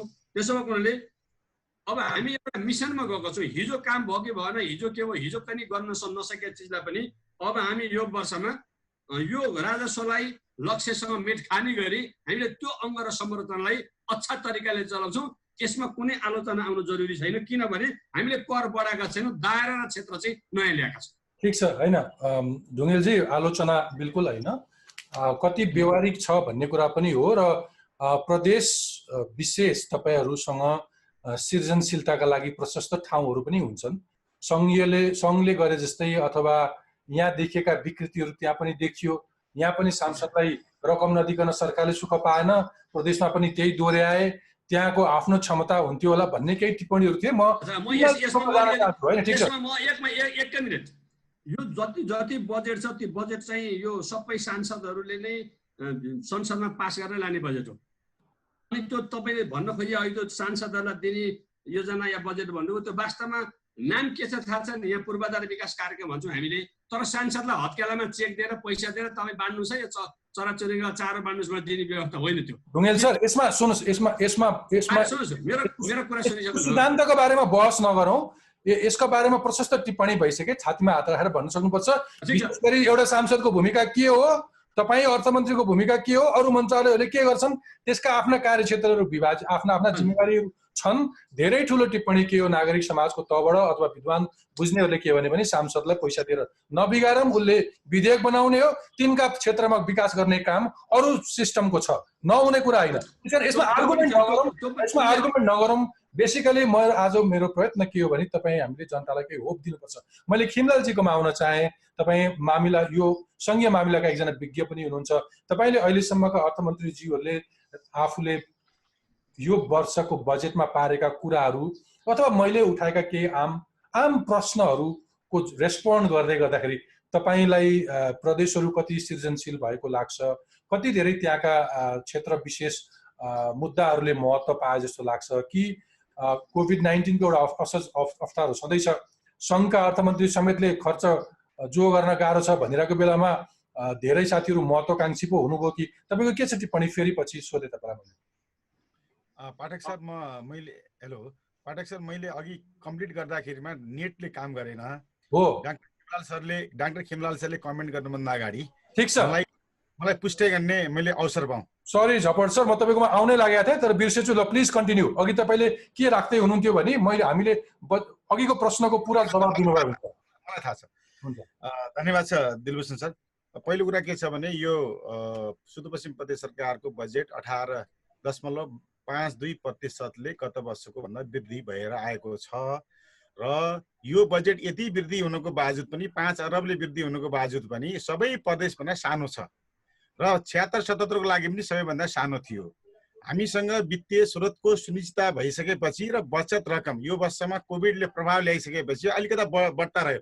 गत वर्ष हामीसँग 4 अरब 75 करोडको हाराहारीमा बचत रकम रहेको थियो। यो वर्ष 10 अरब भन्दा अलिकता बेसी माथि रह्यो। त्यसैले त्यो पनि स्रोतको रूपमा भएको कारणले गर्दाखेरिमा बजेटको आकार अलिकता बढी देखिएको, तर महत्त्वाकांक्षी बजेट होइन र हामीले कहीँ ऋण लिएर र कहीँ हामीले चाहिँ अनुमान गरे भन्दा टाढाको पनि चाहिँ लक्ष्य लिएर हामी आएका छैनौँ। एकदमै आवश्यक र यथार्थप्रतिक बजेटको आकार तय गरेको मैले यहाँ पुष्टि गरेँ है। दोस्रो कुरा हाम्रो बजेटको विशेषता के छ भने हामीले 1 अरब रुपियाँ साना तथा मझौला व्यवसायहरूलाई सहुलियत एकदम न्यूनतम बिन्दुमा ऋण प्रदान गर्नको लागि नेपाल राष्ट्र ब्याङ्कसँग समन्वय गरेर ब्याङ्क तथा वित्तीय संस्थासँगको माध्यमबाट त्यसलाई चाहिने ऋणको रूपमा सहजीकरण र सहुलियत दिने भनेर यहाँका उद्यमीहरूको लागि 1 अरब रुपियाँ हामीले गरेका छौँ। नम्बर 1। नम्बर 2, हामीले सुदूरपश्चिम प्रदेश रोजगार विकास कोष हामीले ऐन पारित गरिसकेका छौँ, नियमावली पनि पारित गरिसकेका छौँ। अहिले त्यसमा गत वर्ष र यो वर्ष मिलाएर 1 अरब 50 करोड रुपियाँ हामीले राखेका छौँ। त्यो लघु कर्जा, समूहगत कर्जा, व्यक्तिगत कर्जा र सिप सिकेको मान्छेकोहरूको लागि, सिप नसिकेको लागि पनि तालिम दिएर आत्मनिर्भर र स्वावलम्बन बनाउनुको लागि हामीले बिउ पुँजीको रूपमा न्यूनतम रूपमा बिना धितो प्रदान गर्नको लागि आइराखेका छौँ। तेस्रो कुरा, यो प्रदेश दार्चुला, बैतडी, डडेलधुरा, कैलाली, कञ्चनपुर भारतको सिमानासँग जोडिएको छ। धेरै मान्छेहरू अहिलेसम्म 2.5 लाखभन्दा बढी सकेको तथ्याङ्क अपुष्ट समाचारहरू छ। पुष्टिको हकमा 2 लाखभन्दा बढी आइसकेका छन्। त्यसै पनि बेरोजगारको थलो रहेको यो ठाउँमा कुनै उद्योग कल कारखाना र आर्थिक समृद्धिको पनि प्राकृतिक स्रोत साधनले सम्पन्न भए तापनि अरू व्यावसायिक दृष्टिकोणबाट नभएको र अहिले इन्डियाबाट 2.5 लाख आइसकेपछि र आउने क्रम जारी नै छ। त्यसले गर्दाखेरिमा पनि बेरोजगारको भयावह समस्या ल्याउँछ भन्ने हेक्का राखेर हामीले कृषि मन्त्रालयलाई, सामाजिक मन्त्रालयलाई र उद्योग र पर्यटन मन्त्रालयलाई उच्च प्राथमिकतामा राखेर बजेट विनियोजन गरेका छौँ र हामीले विकास निर्माणसँग अन्तर आबद्धता गर्दै रोजगारीका अवसरहरू सृजना गर्ने, जो युवाहरू जो इच्छुक छन्, जो काम गर्न चाहन्छन्, तिनीहरूलाई बिउ पुँजीको अभाव छ भने सरकारको तर्फबाट बिउ पुँजी उपलब्ध गराउने र विकास निर्माणका कामहरूमा पनि उहाँहरूको संलग्नता राखेर हामीले रोजगारीका अवसर सृजना गर्दै अहिले बेरोजगारीको अन्त गर्ने हामीले राखेका छौँ। चौथो कुरा के छ भने जनसङ्ख्या बढ्दै जान साथमा खाद्यको तपाईँको चाहिने उत्पादनको समस्या भएको प्रदेशमा अझै तपाईँको जनसङ्ख्याको वृद्धिले गर्दाखेरि यहाँ जो प्रदेशबाट आए के अरे मित्र राष्ट्र भारतबाट आएका दाजुभाइ तथा दिदीबहिनीहरूको लागि पनि रोजगारी र खाद्य सुरक्षाको चाहिँ पत्ताबत्ती दिनुपर्छ भनेर हामीले खाद्य सुरक्षाको लागि कृषिमा हामीले बजेट 1 अरब भन्दा बेसीले बढाएका छौँ। त्यसमा पनि हामीले विशेष गरेर कोरोनाको प्रभावले रोजगारी गुमेका र तपाईँको चाहिने यहाँ बेरोजगार बसेका लागि अनुदान पनि लिएका छौँ। मैले समग्रमा भन्नुपर्दा के छ भने पहिलो रूपमा सामाजिक विकास मन्त्रालयलाई हामीले लगभग दोब्बर बजेट नै दिएका छौँ। दोस्रो, हामीले कृषि मन्त्रालयलाई किन दियौँ भने कृषिमा आत्मनिर्भरता हुनु पर्यो, कृषिको चाहिने आयातलाई प्रतिस्थापन गर्नुपर्छ र कृषिमा रोजगारीका अवसर हुने क्षेत्र पनि सुदूरपश्चिम प्रदेशमा व्यापक र सम्भाव्यता रहेको कारणले गर्दाखेरिमा कृषिको बजेट बढाएको छौँ। त्यस्तै उद्योग पर्यटन मन्त्रालयले हामीले दिएका छौँ। अब मेरो अन्तमा म जिस्टमा के तपाईँको चाहिने समीक्षण गर्न चाहन्छु भनेपछि हामीले तपाईँको चाहिने जुन अहिले करका दरहरू राखेका छौँ, सुदूरपश्चिम प्रदेश सरकारले सबैभन्दा करका दरहरूमा व्यापक तपाईँको समसामयिक संशोधन गरेर न्यूनतम बिन्दुमा झारेको छ। त्यो कारण के हो भने अहिले लगानीको वातावरण बनाउनु पर्ने छ, अहिले गुमेको आत्मविश्वास हामीले रिभाइभ गर्नुपर्ने छ, अर्थतन्त्रलाई गतिशील बनाएर चलायमान बनाउनु पर्ने छ, यो अर्थतन्त्रलाई पुनरुत्थान गर्नुपर्ने छ भनेर हामीले गरेका छौँ। गत वर्षको कुरा गर्नुपर्छ भने लगभग 82 करोड रुपियाँ राजस्व उठ्ने अनुमान हामीले गरेका थियौँ, तर अहिले संशोधित अनुमान हामीले 9.34% कम आउँछ, अर्थात् हामी 74 करोड मात्रै आउँछु भन्ने अनुमान हामीले यही आर्थिक वर्षमा गरेका छौँ र आगामी आर्थिक वर्षमा लगभग 61 करोड मात्रै आउँछ भनेर हामीले चाहिने डाउनफलतिर एजम्पसन गरेका छौँ। त्यसैले मलाई के लाग्छ भने कर तिर्न सक्ने वातावरण अहिले छैन। करबाट सहुलियत प्रदान गरेर व्यवसायी र जनतालाई राहत दिनुको लागि सुदूरपश्चिम प्रदेश सरकारले सबै करका दरहरू तलतिर झारेको छ। सुदूरपश्चिम प्रदेश सरकारले आफ्नो क्षेत्राधिकारभित्र रहेको कृषिका सबै करहरू आर्थिक वर्ष 77-78 लागि खारिज गरेको छ। त्यस्तै तपाईँको पर्यटनमा लाग्ने सबै तपाईँको कर र गैर करलाई खारिज गरेको छ। अरू सवारी साधन र रजिस्ट्रेसनको तपाईँको घर जग्गा रजिस्ट्रेसनको पनि तलतिर झारेको छ। हुन्छ, खिमजीको अलिक पछि आउँछु। म किरण सरकोमा जान चाहन्छु। किरणजी गण्डकी प्रदेशबाट उहाँको सदन छ, अब जान खोज्दै हुन्छ। ठिक छ, म तपाईँहरूले चाहिँ केन्द्रबाट कति अनुदानको आश गर्नु भएको छ अनि अरू तपाईँहरूले विशेष क्षेत्रहरू कसरी सम्बोधन गर्नु भएको छ, तपाईँको यो बजेटको विशेष खासियत अथवा अरू विशेषताहरू के छन् तपाईँका प्रदेशका जनताले थाहा पाउनु? पहिलो कुरा त अब हामीलाई अब सङ्घ सरकारबाट सिलिङ अब हामीलाई प्राप्त भइसकेको छ। सबै प्रदेशलाई चाहिँ त्यो सिलिङ चाहिँ दिइएको छ। त्यस कारणले गर्दाखेरि अब हामीले त्यो सिलिङ बाहेक अब अन्य अनुदानको हामीले आश गरेका छैनौँ र हामीले आफ्नै आन्तरिक स्रोतलाई जुटाएर नै हामीले यो बजेट चाहिँ ल्याएका हौँ र म त्यसमा अब धेरै जान चाहिँ छैन र खास गरेर अहिले हाम्रो चाहिँ बजेटमा कोरोनालाई हामीले प्राथमिकता दिएका छौँ। करिब करिब चाहिँ 2 अरबदेखि 2 अरब 91 करोडको हामीले कोरोनालाई चाहिँ छुट्याएका छौँ। करिब करिब 3 अरब जति हामीले छुट्याएका छौँ।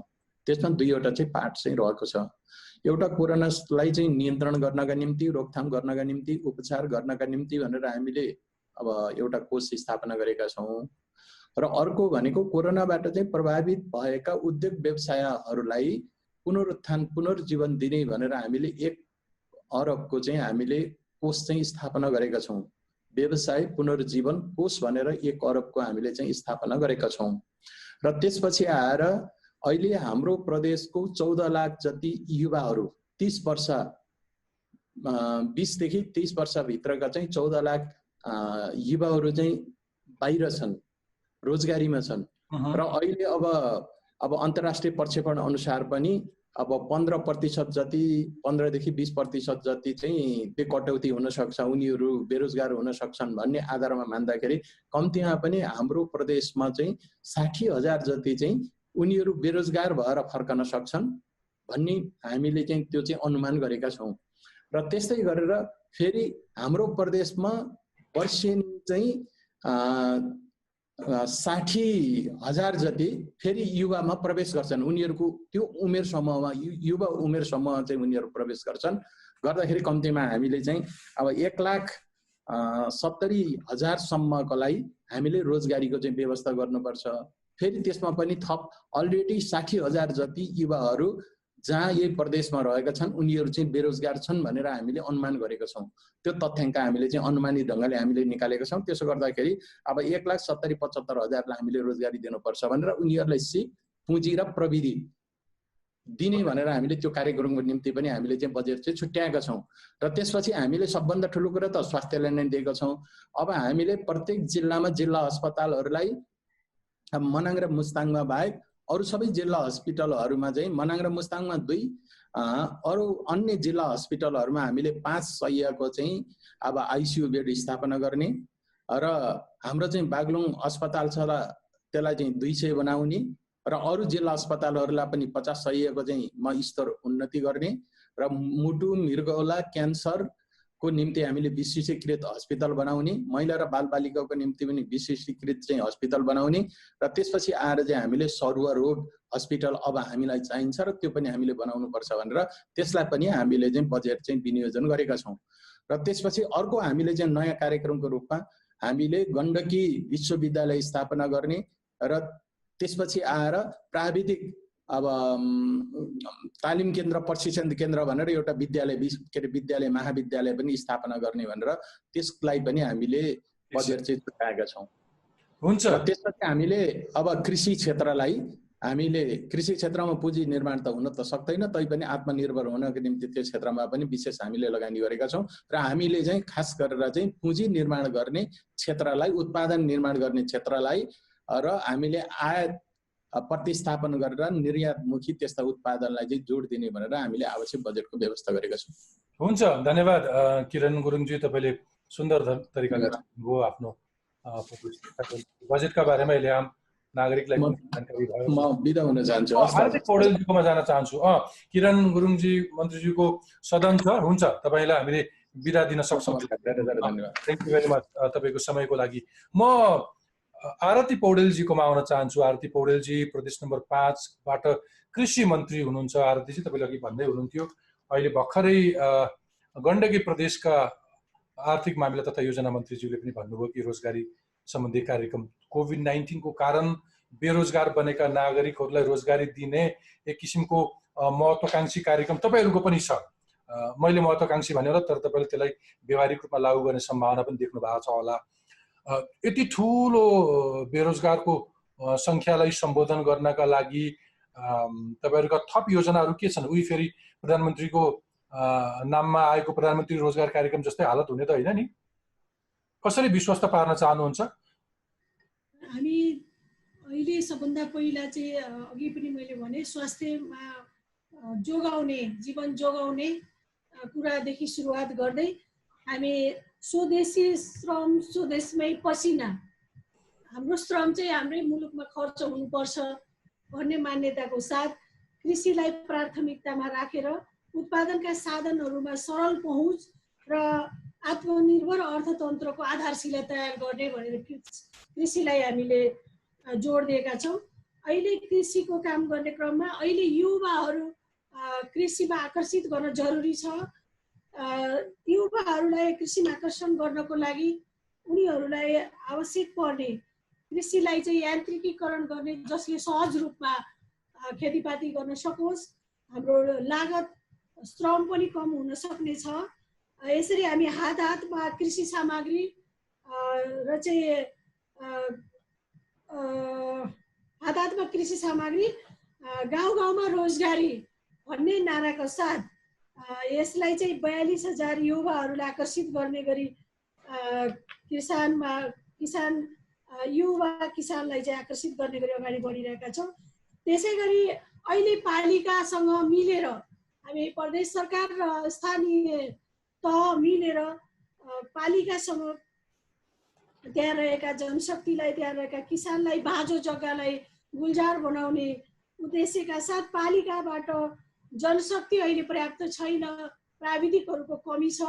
त्यसले गर्दा हामी 109वटै पालिकामा जनशक्ति पुर्याएर त्यहाँ चाहिँ किसानलाई चाहिएको बखतमा उहाँले प्राविधिक सेवा टेवा पाउन सक्नुहुनेछ भन्ने उद्देश्यका साथ यसलाई पनि हामी यो वर्षदेखि जोडेका छौँ।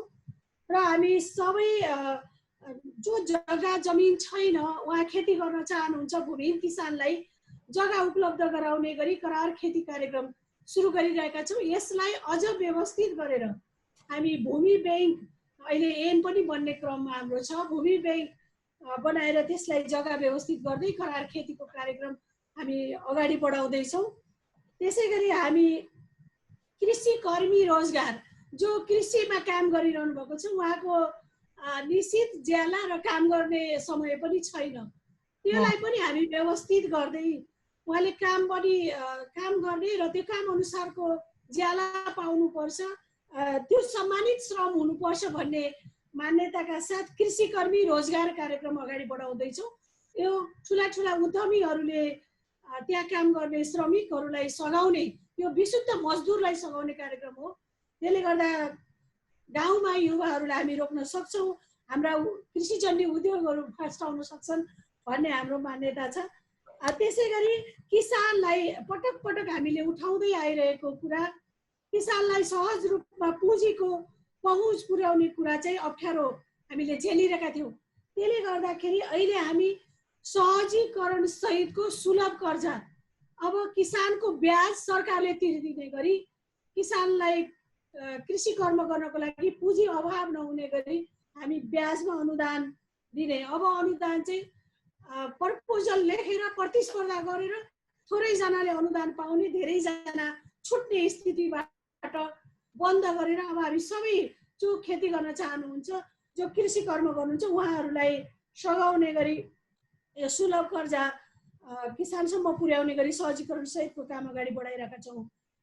र हामी अब उत्पादनको आधारमा जति उत्पादन गर्नुहुन्छ उहाँलाई बिक्रीको आधारमा प्रोत्साहन अनुदान दिने काम सुरुवात गरेका छौँ गत वर्षदेखि नै। यसलाई निरन्तरता दिने, अझ व्यवस्थित गर्दै हामी अगाडि बढाउँदैछौँ। किसानले उत्पादन गरेको वस्तु, त्यसको मूल्य किसानले तोक्न पाउनुपर्छ। त्यो उत्पादनको मूल्याङ्कन गरेर किसानको श्रम, उहाँहरूको पुँजी जोडेर चाहिँ उहाँले केही मुनाफा पनि, उहाँले बचत पनि हुन पाउनुपर्छ भन्ने उद्देश्यका साथ हामीले सहकारीसँग जोडेर बजारीकरण गर्ने काम अगाडि बढाउन खोजिरहेका छौँ। हामी सहकारी बजार 12 जिल्लामा सहकारी बजार बनाउने र बाहिर पनि आउटलेट खोलेर, काठमाडौँ, पोखरा र सुर्खेतमा पनि आउटलेट खोलेर हामी हाम्रो उत्पादनहरू सहकारी टु सहकारी बिजनेसको आधारमा त्यहाँका सहकारीले हाम्रो सहकारीलाई यहाँ परेको आवश्यक हामी लिनेछौँ र हाम्रो उत्पादनहरू बाहिर पठाउने गरी अगाडि मन्त्रीज्यू ठिक छ, हुन्छ होला। तपाईँले केही महत्त्वपूर्ण कार्यक्रमहरू भनिसक्नुभयो होला। हामी समय अलिकति अभाव छ, म अरू मन्त्रीज्यूहरूलाई पनि क्विकली आफ्ना प्रदेश विशेषका केही सकिहाल्छ। एउटा मात्रै हाम्रो प्रदेशमा छोरीहरू विशेष गरी मुस्लिम मुक्त कमैया पछाडि परेको छोरीहरूलाई विज्ञान विषयमा चाहिँ उहाँहरूलाई स्कलरसिप दिएर अब छोरीहरू योग्य हुनुपर्छ। त्यसरी हामी छात्राहरूलाई स्कलरसिप कार्यक्रम यो वर्षदेखि अगाडि बढाइरहेका छौँ। अनाथ कोही पनि हुन सक्दैन, सरकार उसको अभिभावक हुनुपर्छ भन्ने उद्देश्यका साथ प्रदेश सरकारको साथ कोही रहन्न अनाथ भन्ने गरी अनाथलाई धन्यवाद। हुन्छ मन्त्रीज्यू, केही न केही अर्थ लाग्छ तपाईँले यो भनेको जानकारी तपाईँका प्रदेशका नागरिकहरूले थाहा पाइरहनु। खिमलालजीले अब्जर्भ गरिरहनु भएको छ हरेक मन्त्रीहरूको कार्यक्रमको डिटेल्सहरू। म उहाँलाई कार्यक्रमको पुछारमा उहाँको आफ्नो थप धारणा सहित प्रदेशले के गर्न सक्थे उहाँको बुझाइका बारेमा सोध्न चाहन्छु नै। तर अब अन्तिममा दुई मन्त्रीज्यूहरूको केही फिडब्याक लिइहाल्छु अनि उहाँकोमा आउँछु। प्रकाश ज्वालाजी हुनुहुन्छ, कर्णाली प्रदेशका आर्थिक मामिला तथा योजना मन्त्री। प्रकाशजी, तपाईँले केही थप्न चाहनुहुन्छ? जस्तो कर्णाली प्रदेश भन्ने बित्तिकै अस्ति सङ्घीय व्यवस्था आउनुभन्दा अगाडि पनि केन्द्रको सरकारले चाहिँ कुनै न कुनै रूपमा कर्णालीलाई विशेष कार्यक्रमहरू ल्याउने गर्थ्यो। कर्णालीको स्वभाव अनुसार कृषि कार्यक्रम अथवा अरू धेरै त्यस्तै कर्णाली जहाँ बढी बेरोजगारी छ, जहाँ उद्योग धन्दा छैन, जहाँ कृषि उत्पादन कम छ, जहाँ रोग ब्याज छ, तपाईँले अघि भन्नुभयो कि यो पटकको बजेटले केही स्वास्थ्य संरचनाहरू पूर्वाधारहरूलाई बढी लक्षित गरेको छ, फजुल खर्चहरू न्यूनीकरण गरेको छ भन्दै गर्दाखेरि विशेष केही कार्यक्रम अघि तपाईँले उल्लेख गर्न छुटाउनु भएको केही छ भने थपिदिनुहोस्, नभए म बिट मार्न चाहन्छु। मैले अघि भने जस्तो हामीले कोभिड केन्द्रित कार्यक्रमहरू त मैले अघि पनि भने त्यसमा हामी केन्द्रित हुन्छौँ नै। स्वास्थ्य क्षेत्रको सुदृढीकरणको निम्ति कमसेकम हामीले यो कर्णाली प्रदेशको राजधानी सुर्खेतमा 300 शय्याको एउटा विशेषज्ञ सेवा सहितको प्रदेश अस्पताल हामीले स्थापना गरेका छौँ। त्यसलाई चाहिँ हामीले कम्प्लिट गर्छौँ आगामी आर्थिक वर्षमा र सँगसँगै सङ्घीय सरकारसँगको साझेदारीमा एक किसिमले चाहिँ सहकार्यमा हामीले सर्वरोग नियन्त्रण हस्पिटल पनि स्थापना गर्छौँ। अब जिल्लामा जहाँ हस्पिटलहरू छैनन् ती हस्पिटलहरूलाई पनि हामीले पूर्वाधारदेखि लिएर उपकरणको व्यवस्था गर्ने अथवा भवन बनाउनेसम्मका पनि हाम्रा कार्यक्रमहरू छन्।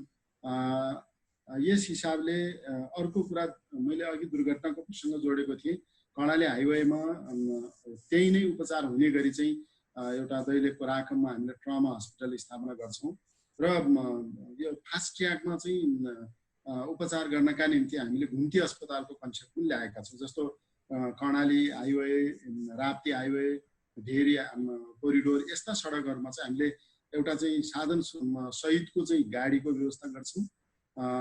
त्यो गाडी चाहिँ हामीले जहाँ बिरामी हुन्छ त्यहाँ गाडी पुर्याउने र उसलाई चाहिँ जहाँ बिरामी छ त्यही नै उपचार गर्ने वा चाहिँ हस्पिटलसम्म ल्याउने गरी हामीले एउटा चाहिँ घुम्ती स्वास्थ्य अस्पतालको चाहिँ कन्सेप्ट पनि ल्याएका छौँ। र अर्कोतिर हामीले शिक्षा क्षेत्रमा एउटा नयाँ प्रयास गरेका छौँ। यो पर्वतीय प्राविधिक विश्वविद्यालय स्थापनाको काम हामीले एक किसिमले त्यसको ऐन समेत बनाइसकेका छौँ। आगामी आर्थिक वर्षमा हामीले त्यसलाई कार्यान्वयन अगाडि बढाउँछौँ। अरू प्राविधिक शिक्षामा विशेष सहयोग गर्ने कुरा त छँदैछ। त्यस्तै गरी यो कृषि क्षेत्रमा हाम्रो विशेष जोड भनेको चाहिँ 2-3वटा कुरामा छ। एउटा कुरा त अघि आरती मान्य मन्त्रीज्यूले पनि भन्नुभयो कि उहाँहरूले चाहिँ ब्याज अनुदानको कार्यक्रम ल्याउनु भएको छ।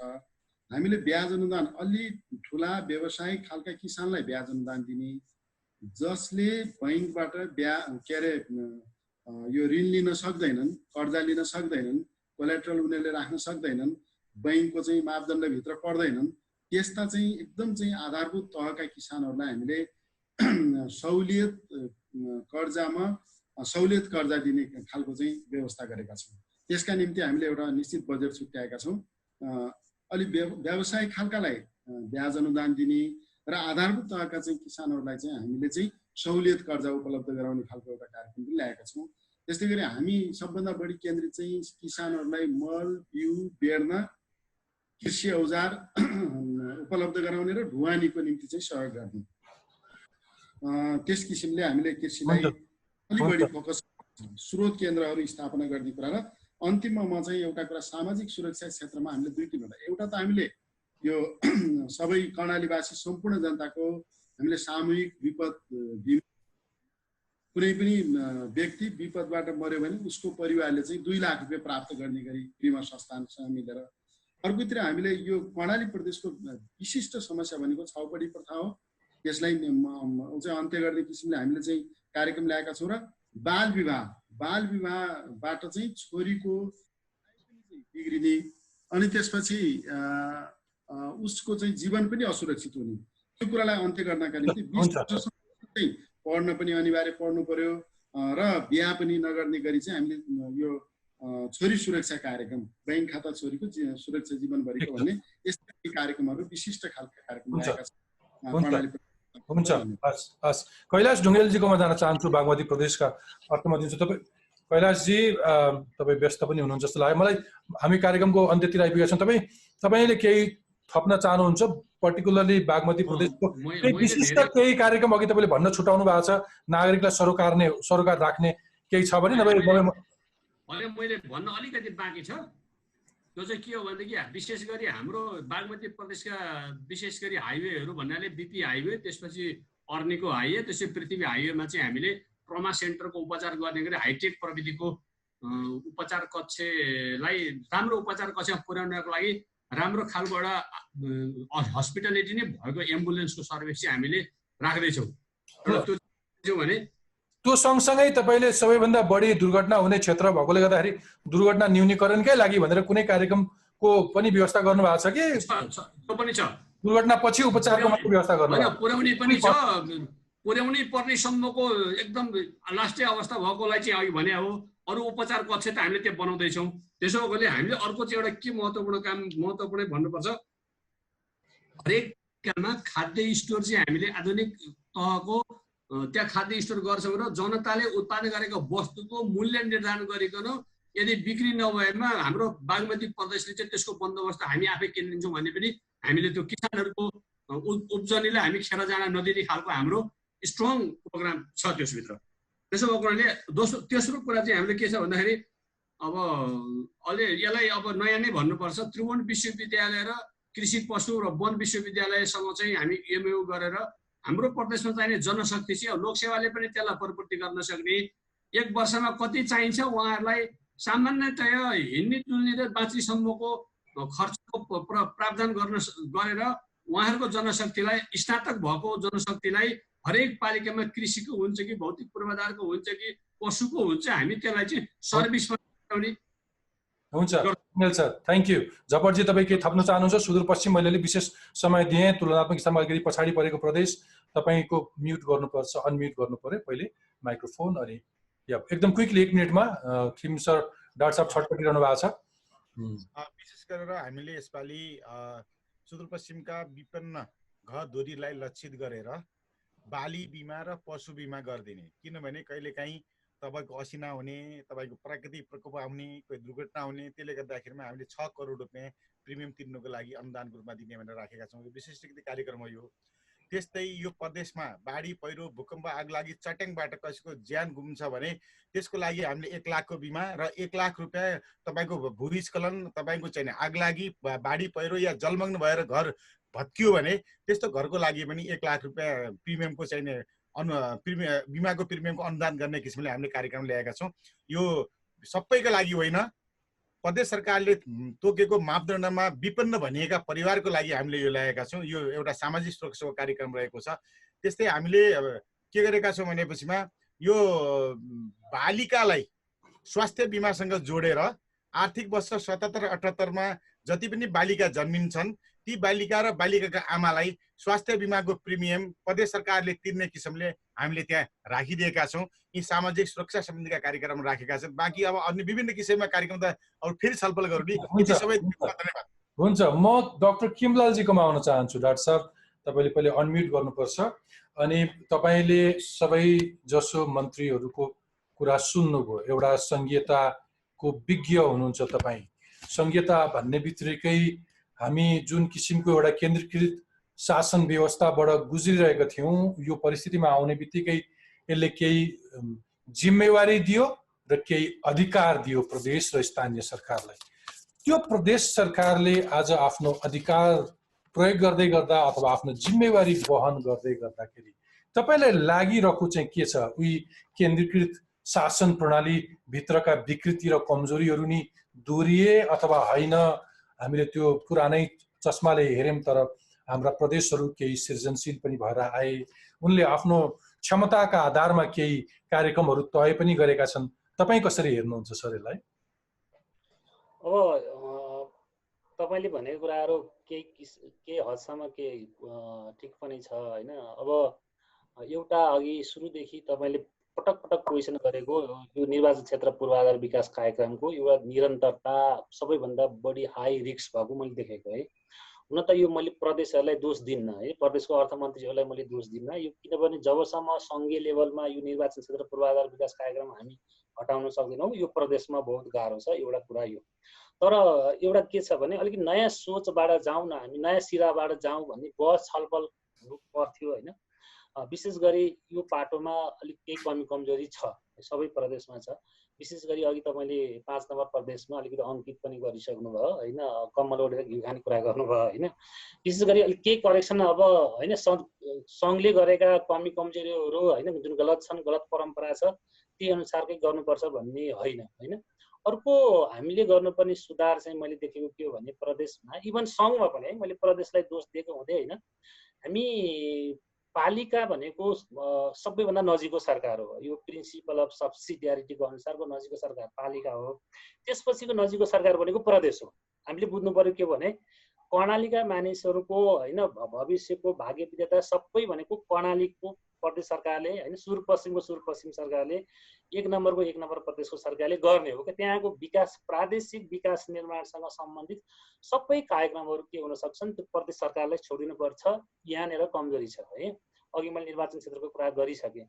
अर्को हाम्रो संहिताको एउटा विशेषता राम्रो विशेषता कुरा गर्छु अनि अलिकति म क्विकली म 1 नम्बरदेखि 7 नम्बर भएका केही उहाँ मन्त्रीज्यूले छुटाउनु भएका केही कुराहरू पनि म तपाईँलाई सेयर गर्छु।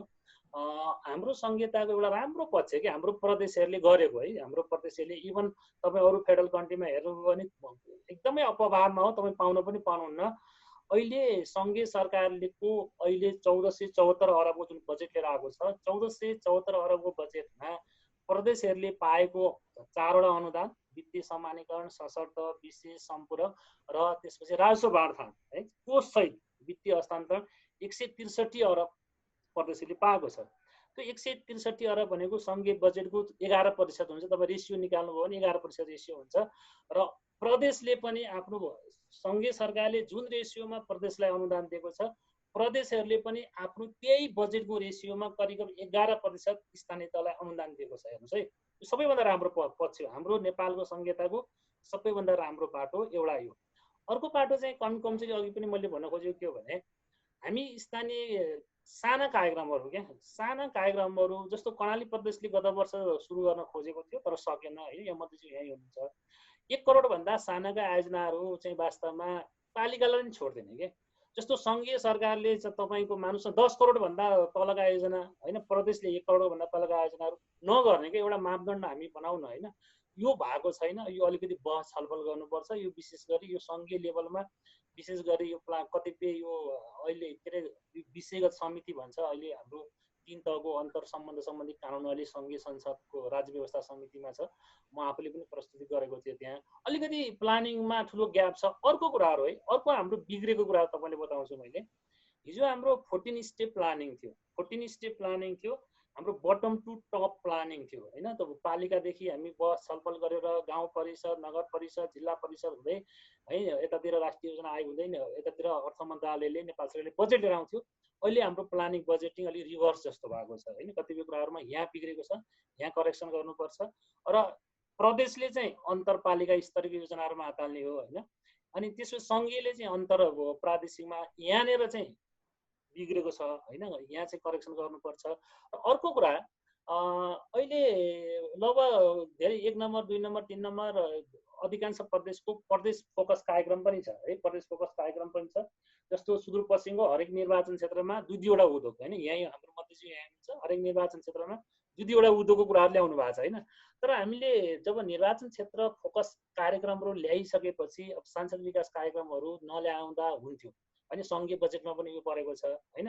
यदि निर्वाचन क्षेत्रलाई हामीले विकासको एकाइ मानिसकेपछि सडकका खानेपानीका उद्योग लगायतका सारा प्रोजेक्ट लान्छ भनेपछि त्यो सांसदको नाममा नगरेको भए हुन्थ्यो एउटा यो बाटो घटाउन पनि सकिन्थ्यो होला, कमसे कम घटाइदिएको मात्रै कर्णाली प्रदेश ले मात्रै 1 अर्ब 42 करोड विनियोजन गर्यो। त्यो त बढाउने प्रतिस्पर्धा पो छ, कम गर्दै गर्दा पनि हुन्थ्यो होला। होइन सुन्नुहोस् न, अब सङ्घीय सरकारले त घटायो नि होइन, 4 करोड घटायो, प्रदेशले घटाएको छैन, अझ बढाएको छ होइन, कतिपय कुराहरू बढाएको छ, त्यसमा नजाउँ, यहाँ कमी कमजोरी छ। अर्को एउटा हाम्रो अहिले 7वटा प्रदेशको बजेटको मैले क्विकली एनालिसिस गर्दाखेरि एउटा राम्रो पक्ष के पाएँ भने गत वर्ष 2 नम्बर प्रदेश हो है, यहाँ 2 नम्बर प्रदेशको मन्त्रीजी आउनु भएको छैन, 2 नम्बर प्रदेशले गरेको एउटा राम्रो सुधार है, ठुलो सुधार एउटा मैले के पाएँ भने गत वर्ष उहाँले अर्थ विविधमा भनेर 14 अरब, तपाईँले अर्थ विविध भनेको यो विविध शीर्षकमा होइन, यो भनसुनको आधारमा हुन त त्यहाँ प्रशासनिक कर्मचारीहरूको तलब भत्ता लगाएर बजेट पनि हुन्छ, अनि त्यो अर्थ विविध भनेको त्यो धेरै कुराहरूमा धेरै चलखेल हुने कुराहरू पनि भयो। गत वर्ष 14 अरब है, 2 नम्बर प्रदेशले गत वर्ष 14 अरब बजेट थियो, अहिले जम्मा 3 अरब राखेको छ हेर्नुहोस् है। त्यो गत वर्ष 37% थियो, अहिले झारेर 10%मा मलाई एकदम राम्रो लागेको है। मैले पटक पटक त्यहाँको प्रदेशको त्यहाँ अर्थमन्त्रीलाई त्यहाँको नीति तथा योजना आयोग उपाध्यक्षले भनेको थिएँ तपाईँहरू यो करेक्सन गर्नुहोस् है, यो कुनै पनि प्रदेशमा छैन, एकदमै मलाई राम्रो लाग्यो। अनि त्यसपछि गण्डकी प्रदेशको भौतिक पूर्वाधार मन्त्रालयमा एकदमै 50+ होइन झन्डै बजेट थियो, त्यो पनि उहाँले कम गर्नुभएको छ, मलाई त्यो पनि राम्रो लाग्यो, 41%मा झार्नु भएको छ। अहिले अर्को कुराहरू है, यो जान्नै पर्छ, अर्को कुरा यो जान्नै पर्छ, अचम्म लाग्ला होइन, सबै प्रदेशको बजेटको उद्देश्य, सबै प्रदेशको बजेटको प्राथमिकता हेर्नुभयो भने सबैको स्वास्थ्य छ होइन, त्यसपछि कोभिड कोरोनाकै कुराहरू भयो, कृषि छ, रोजगारी छ होइन, प्रमुख प्राथमिकता यो छ। तपाईँलाई एउटा डाटा म भन्छु, 7वटै प्रदेशको स्वास्थ्यको, यहाँ स्वास्थ्य हेर्नुहोस् है, प्रदेशमा स्वास्थ्य हेर्ने अलग्गै निकाय छैन, त्यहाँ सामाजिक विकास मन्त्रालय भन्ने छ, त्यहाँ सामाजिक विकास मन्त्रालयभित्र त्यहाँ शिक्षा पनि त्यही मन्त्रालयले हेर्छ, स्वास्थ्य पनि त्यसले हेर्छ, खेलकुद पनि त्यसैले हेर्छ, त्यसपछि उता महिला बालबालिका ज्येष्ठ नागरिक पनि त्यसैले हेर्छ, र कुनै प्रदेशमा विज्ञान प्रविधि पनि छ, कुनै प्रदेशमा तपाईँको कला संस्कृति पनि छ। ल हेर्नुहोस् है, त्यो सामाजिक विकास जहाँ शिक्षा पनि जोडिएको छ, स्वास्थ्य पनि जोडिएको छ, त्यो 7वटा प्रदेशको बजेट यो दर्शकहरूलाई श्रोताहरूलाई पनि यो अलि इन्ट्रेस्टिङ लाग्न सक्छ। 7वटा प्रदेशको बजेट भनेको जम्मा 41 अरब। अब तपाईँ मानुस् 7वटा प्रदेशको बजेट भनेको जम्मा 41 अरब। त्यो 41 अरब त्यो स्वास्थ्यको मात्रै होइन, त्यहाँ स्वास्थ्य पनि जोडिएको छ, शिक्षा पनि जोडिएको छ, त्यहाँ खेलकुद पनि छ। फेरि त्यहाँ पहिला चाहिँ के हुन्छ भने त्यहाँ खेलकुद पनि जोडिएको छ होइन, त्यो ठुलो। अनि जम्मा 41 अरबले तपाईँले अलि यत्रो कोभिडको च्यालेन्जलाई एड्रेस गर्नेदेखि लिएर, शिक्षादेखि लिएर, खेलकुददेखि लिएर तपाईँ सामाजिक सुरक्षा लगायत कुराहरू कसरी एड्रेस गर्न सक्नुहुन्छ। सिङ्गो सँगै यहाँ स्वास्थ्य मन्त्रालयको बजेट भनेको 91 अरब स्वास्थ्य मन्त्रालयको बजेट। अब हेर्नुहोस् यहाँ सिङ्गो सँगै स्वास्थ्य मन्त्रालयको बजेट 91 अरब हो स्वास्थ्य मन्त्रालयको, र प्रदेशको सामाजिक विकास मन्त्रालय त्यहाँ शिक्षा स्वास्थ्य होइन, त्यसपछि लगाएर अघि मैले भने खेलकुददेखि लिएर होइन, विज्ञान प्रविधिदेखि लिएर महिलादेखि सबै कुरा होइन, ज्येष्ठ नागरिक बालबालिका जोडेको मन्त्रालयको बजेट भनेको जम्मा। तर पनि अहिले चाहिँ प्रदेशहरूको यो मन्त्रालयको बजेटको फिगर पनि बढेको छ। राम्रो पक्ष भन्दैछु है मैले, यो मन्त्रालयको बजेट भनेको गत वर्ष 12% थियो, अहिले 15% पुर्याउनु भएको छ सबै 7वटा प्रदेशमा। इन्डियन एभरेज सबै प्रदेशले यो मन्त्रालयको फिगर बढाउनु भएको छ है, किनभने यो बाध्यता पनि हो, यो पाटो पनि अलिकति। अब अलिकति मैले क्विकली हाम्रो मन्त्रीज्यूले जस्तो 1 नम्बर प्रदेशको मन्त्री बिट पनि मार्नुपर्छ किमजी। अब म क्विकली ऱ्यापअप जस्तो अब 1 नम्बर प्रदेशको मन्त्रीजी आउनुभयो होइन, उहाँ संसदमा जानुभयो। 1 नम्बर प्रदेशले पनि कतिपय राम्रो कार्यक्रमहरू लिएर आएको छ, जस्तो तपाईँको कृषिमा पनि होइन 3 लाखसम्मको जुन ब्याङ्कबाट ऋण लिएकालाई चाहिँ तपाईँको ब्याजमा छुट दिने होइन, ब्याजमा अनुदान दिने भन्ने कुराहरू छ। अनि कोभिडको लागि चाहिँ जुन असर परेको छ उद्योगिक व्यवसायलाई चाहिँ अलि एड्रेस गर्ने खालको भनेर अलिकति त्यो पनि बोल्नु भएको छ। 2 नम्बरको कुराहरूमा उहाँले चाहिँ तपाईँ 2 लाखदेखि लिएर 5 लाखसम्मलाई रोजगारी दिने भनेर ल्याउनु भएको छ कतिपय कुराहरूमा। त्यहाँ त छोरी पढाऊ होइन, छोरी बचाऊ भन्ने अभियानमा 25,000 छोरीहरूलाई उहाँले चाहिँ अहिलेसम्म इन्सुरेन्स पनि गरिसक्नु भएको छ होइन। बागमती प्रदेशको यहाँ मन्त्रीज्यूले धेरै कुरा गरिसक्नुभयो। बागमतीकोमा चाहिँ सबै पालिकाहरूमा सबै स्कुलहरूमा चाहिँ होइन के अरे स्वास्थ्य नर्सहरू, स्टाफ नर्सहरू इम्प्लोइड गर्नेदेखि लिएर अहिले चाहिँ जसको आमा छैन, जसको बुवा छैन, जसको टुरो छ, सामाजिक सुरक्षा त्यसलाई होइन मासिक 2000 भत्ता दिनेदेखि लिएर त्यो कार्यक्रम पनि आएको छ। जस्तै दुधको बिक्रीमा होइन गत वर्ष चाहिँ प्रति लिटर 1 रुपियाँ अनुदान दिने थियो भने अहिले चाहिँ 2 रुपियाँ भनेर बढाउनु भएको छ। गण्डकी प्रदेशमा चाहिँ सबैभन्दा गण्डकी प्रदेशले चाहिँ एउटा कोभिडको फन्ड, एउटा रेगुलर खालको कोभिडको फन्ड त छँदैछ, एडिसनल उहाँले 1 अरबको एउटा फन्ड राखेर यो चाहिँ उद्योगी व्यवसायलाई जहाँ यो मार परेको छ उनीहरूलाई एड्रेस गर्ने 1 अरबको फन्ड राख्नु भएको छ। 5 नम्बर प्रदेशमा अघि मन्त्रीज्यूले कृषिको कार्यक्रमहरू छ, एडिसनल त्यहाँ अझ युवा स्वरोजगार भनेर त्यहाँ 10,000 युवालाई चाहिँ स्वरोजगार गराउने भन्ने एउटा कार्यक्रम छ, मन्त्रीले छुट्नुभयो। र अर्को पनि रोजगारमा उहाँले एउटा फोकस गरेको के छ भने हरेक पालिकालाई रोजगारसँग फोकस गरेर विशेष अनुदान चाहिँ 1 अरबको व्यवस्था गर्नुभएको छ। 1 अरबको त्यो छ।